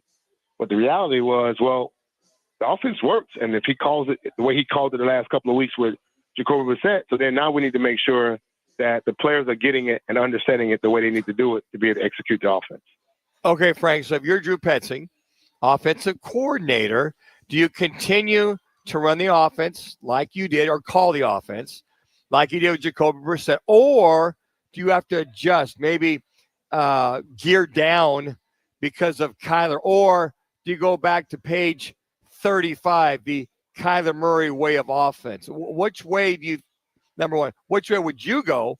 Number two, which way do you think they should go? Well, I like the way that we came out versus the Tennessee when we went 3 wide, 3 tight ends, and the guys went out, and we found ways to get the ball out of our hand quick to Marvin. We found ways to get the ball to Trey McBride pretty fast. And I think that the opening up the passing game exploded in the running game. Unfortunately, we didn't come away to win with that. But, offensively, we looked pretty decent. I think there's so many plays that, when you have Kyler, you can add the waggles, the boots, the stretch and the sprint plays that opens up some things. And so it changes the game plan, because we know 100% Jacoby Brissett is a 5 to 7 step drop back quarterback. He sits in the pocket, statuesque, and he's able to, trust and read them, make those throws. Well, when you have a quarterback with running legs, you can't take that away from him, because that becomes an addition. We're talking about Kyler Murray with a little bit less than 200 yards rushing from the quarterback position. So you can't take that away from him. But the reality is that we got to have something that makes us more efficient and effective. Watching the dichotomy of both guys, when you see what Jacoby was able to do and then come back and watch what Kyler has been able to do over the last couple of weeks, you definitely want to create that mix. But the most important part would be, Manuch, is to be able to see how defenses are playing against you, how they seem to attack you, what they want to do against you. And that might be totally different from what Kyler gets to what Jacoby got. Who's going to be the starting quarterback? Looking at those numbers, I mean, I like to say the numbers matter, but I know that the money is on the table and the numbers matter. $50 million versus, $10 million ain't the same. So, and you got to give it to your boy. If Kyler's healthy, unfortunately, Roc, if Kyler's healthy, and I'm saying this to you, Roc, not to the Cardinals, or unfortunately situation of not playing Jacoby, I'm saying, unfortunately, you're always going to choose the money. They're going to choose the money, per se, over the players based upon performance and all those things. And the only thing that will make that change happen would be, it has to be a bad performance on Kyler in the first couple of quarters for them to make that change, to immediately try to, overcome a deficit, if there is one in Dallas. Frank, who it matters to, and you know this, and I know this, is that It matters to the guys in the locker room who want to win. And when they see who their best chance to win is the guy making less money and not making $40 million a year, and they know that, you cannot hoodwink that locker room. That's all I'm saying right now. No, you're absolutely right, man. That is the sign. You know, based upon your leadership, and your quarterback is your leader. We can look at it. We can look at that consistently across the NFL when we look at the differences in quarterbacks and the guys that are leaders and the guys that are out making plays. And so right now, we saw Jacoby for 2 weeks. We saw that he was able to execute and make that offense work. We still walked away with L's though, and that's the biggest difference. Sure. You got to play who's going to give you the best chance to get a win and to get that monkey off your back. I mean, there's a moment when we talk about refocusing and resetting. Manuch, that idea is that you have to believe something like the unbelievable. I mean, we're 2-5, but can we be 10-7 at the end of the season? Can we be 11-6? Can we be 12-5? And so that's the part you got to say. Which one of these guys can create that action so that we can put ourselves in a position to get to the playoffs? If I said, "Hey, Frank Sanders, last 14 games, this team's lost 10 of the last 14." And Kyler Murray's been the guy, except for 2 of those games. What does Frank Sanders say? What do you tell the fans when you see you've lost 10 out of the last 14 games going back to last year? Rock, if we lose the next 3 games, you be the way you talk to me now. If we lose the next 3 games, I can't imagine what you'll say to me then. So whoa! Hold on. That was Manuch who asked you that question. That was not me. Don't throw me in with this washed up But quarterback. I was a really good quarterback in high school. You know, throwing that nerve. Frank, that was too articulate of a question to come from Roc. Exactly. Okay? Yeah. See, so come on, you're better than that. I knew that, but I'm saying Roc is the first one that gets to talk to me. I know he was, now what, Frank? Now what? And I'd be like, look, hey, this is, that locker room don't lie. The mentality of the team, the mentality of the team is we have to overcome a lot of obstacles that were kind of like self-induced in themselves. And so you're right.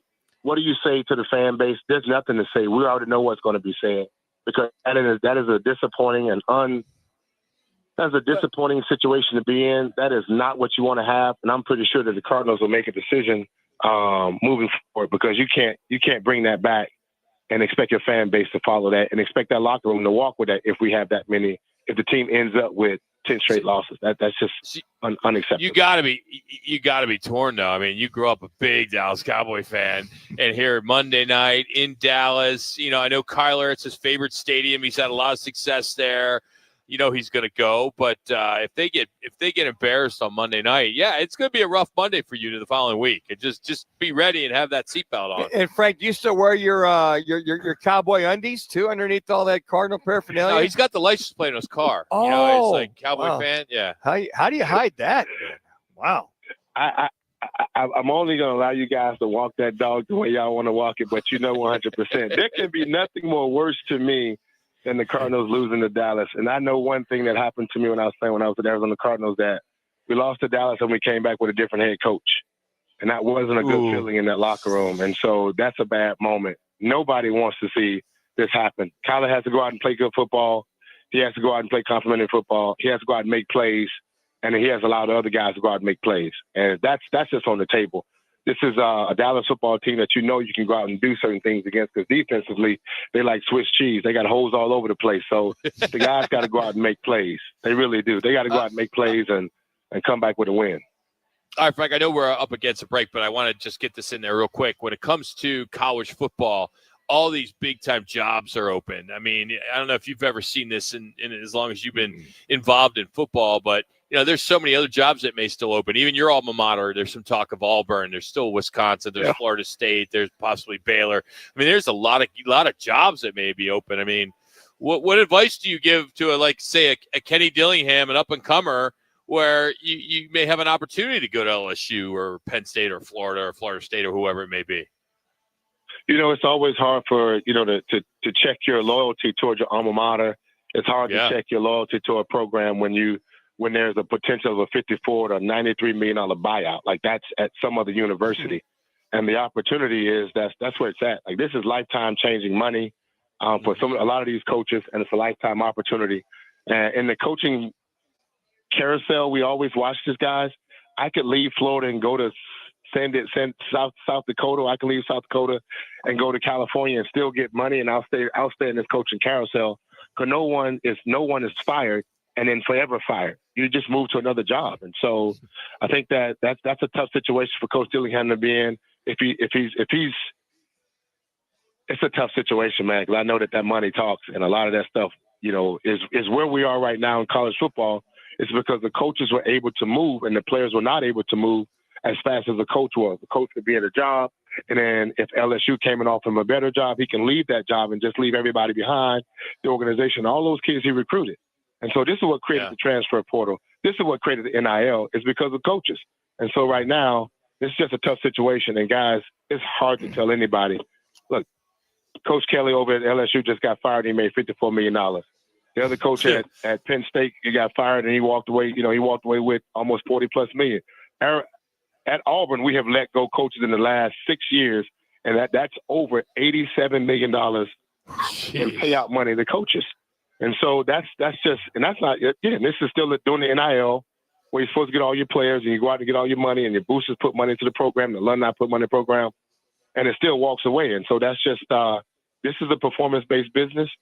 And for most coaches, I know it's a tough decision, man, but you got to go get your money. And if Dillingham decides to stay at ASU, God bless him, because he sees something in this program, and everyone can see something in this program. It's livelier than it's been in a long time. And real quick, big sads, man, to Scatterboo, man. That's a disappointing loss for him.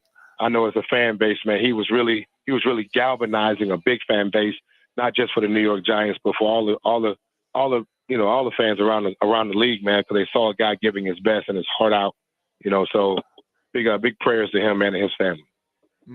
The thing is, what's good is, you, Cam Newton, Charles Barkley, Bo Jackson. I mean, you guys just write checks, right, to Auburn, right? You don't mind a million here, million there. I mean, you make all that big money. They're paying you big money to take phone calls after Cards losses, right? And wins. Yeah, and wins. Yeah, but you're up there with Charles, and even didn't Lionel Richie go there too? He's got money. I mean, there's a lot there at Auburn. No one's close to Charles, man. Charles does commercials, man, for anything and anyone, and commercial money is residual money, and he's winning. Charles is winning. Oh yeah, well, he's his sidekick there. I mean, no one does it more than Shaq, so he's right behind him. So, all right, buddy. Next week we'll look forward to a preview of your Cowboys. That's going to be a great win for the Cardinals, man. See you guys. You slipped right by him, yeah, Rod. Frank Sanders joining us. All right, hey, speaking of Kenny Dillingham, you're going to hear what Rudy Carpenter had to say in regards to he doesn't think he's going to leave ASU. So that'll come up next. It's Roc and Manuch with Jimmy B from Biggs. Need to feed a crowd? Let Venencia's bring the flavor to your next event. We know you have a lot of options when feeding a large group. Ordering directly from Venencia's means you get the best service and the absolute best pricing. There's no per-person fee. Just tell us how many people you need to feed, and we'll come up with the perfect plan to ensure everyone's well-fed and happy. Grad party, office celebration, family reunion. Invite Venencia's to the table. Text catering to 411-24/7. That's catering to 411-247 or Venencias.com. Hey, it's Kevin Rowe from Lerner & Rowe, trusted across Arizona for helping injured people after serious car wrecks. And I'm Sean Forrester, managing attorney at Lerner & Rowe Law Group. We may sound alike, but Lerner & Rowe Law Group is a completely separate firm focused solely on criminal defense. We handle serious felonies, DUIs, and misdemeanors with decades of courtroom experience. If you're facing criminal charges, don't wait. Call Lerner & Rowe Law Group now at 602-977-1900. Lerner & Rowe is the way to go. Call 977-1900. It doesn't matter if you're running drills at the park, playing pickup on a Saturday, or sinking the final putt. When you compete with your friends with Michelob Ultra on the line, competition isn't that friendly. The trash talk, next level, and the stakes, those are crystal clear. With only 95 calories and superior smooth taste, it's the ultimate trophy. Superior is worth playing for. Michelob Ultra, superior light beer. Enjoy responsibly. Copyright 2025, Anheuser-Busch Michelob Ultra Light Beer, St. Louis, Missouri. Who wants to hit LA? Sign up for the Twin Peaks Gridiron Getaway, powered by Roc and Manuch with Jimmy B. Grand prize, 2 tickets to see the Cards at the Rams January 4th at SoFi Stadium, hotel at the Westin LA, and a $500 Visa card. Runner-up scores a $500 big game tailgate at Twin Peaks for you and 9 friends. Scan to score at Twin Peaks or text Peaks to 59925 to enter. Twin Peaks, eats, drinks, scenic views, and football dreams. Kids across America are going to school hungry. Millions of kids every day. But one simple thing can help change all of this for a hungry child in America. Good, healthy food and the energy it brings. With help from caring people across America, No Kid Hungry is providing healthy meals and hope to hungry kids so they can build better futures. To learn more about ending child hunger in America, go to helpnokidhungry.org today. At a time when children are in crisis, the Kids Mental Health Foundation envisions a future where mental health is a vital part of growing up. And support starts with all of us. At home, at school, at practice, everywhere kids are. The Kids Mental Health Foundation is the leading organization promoting mental health for children in the U.S. and has free tools and information developed by experts. Having those resources is the same as the CPR class to me. We're trying to save a life here. Check out kidsmentalhealthfoundation.org to get started.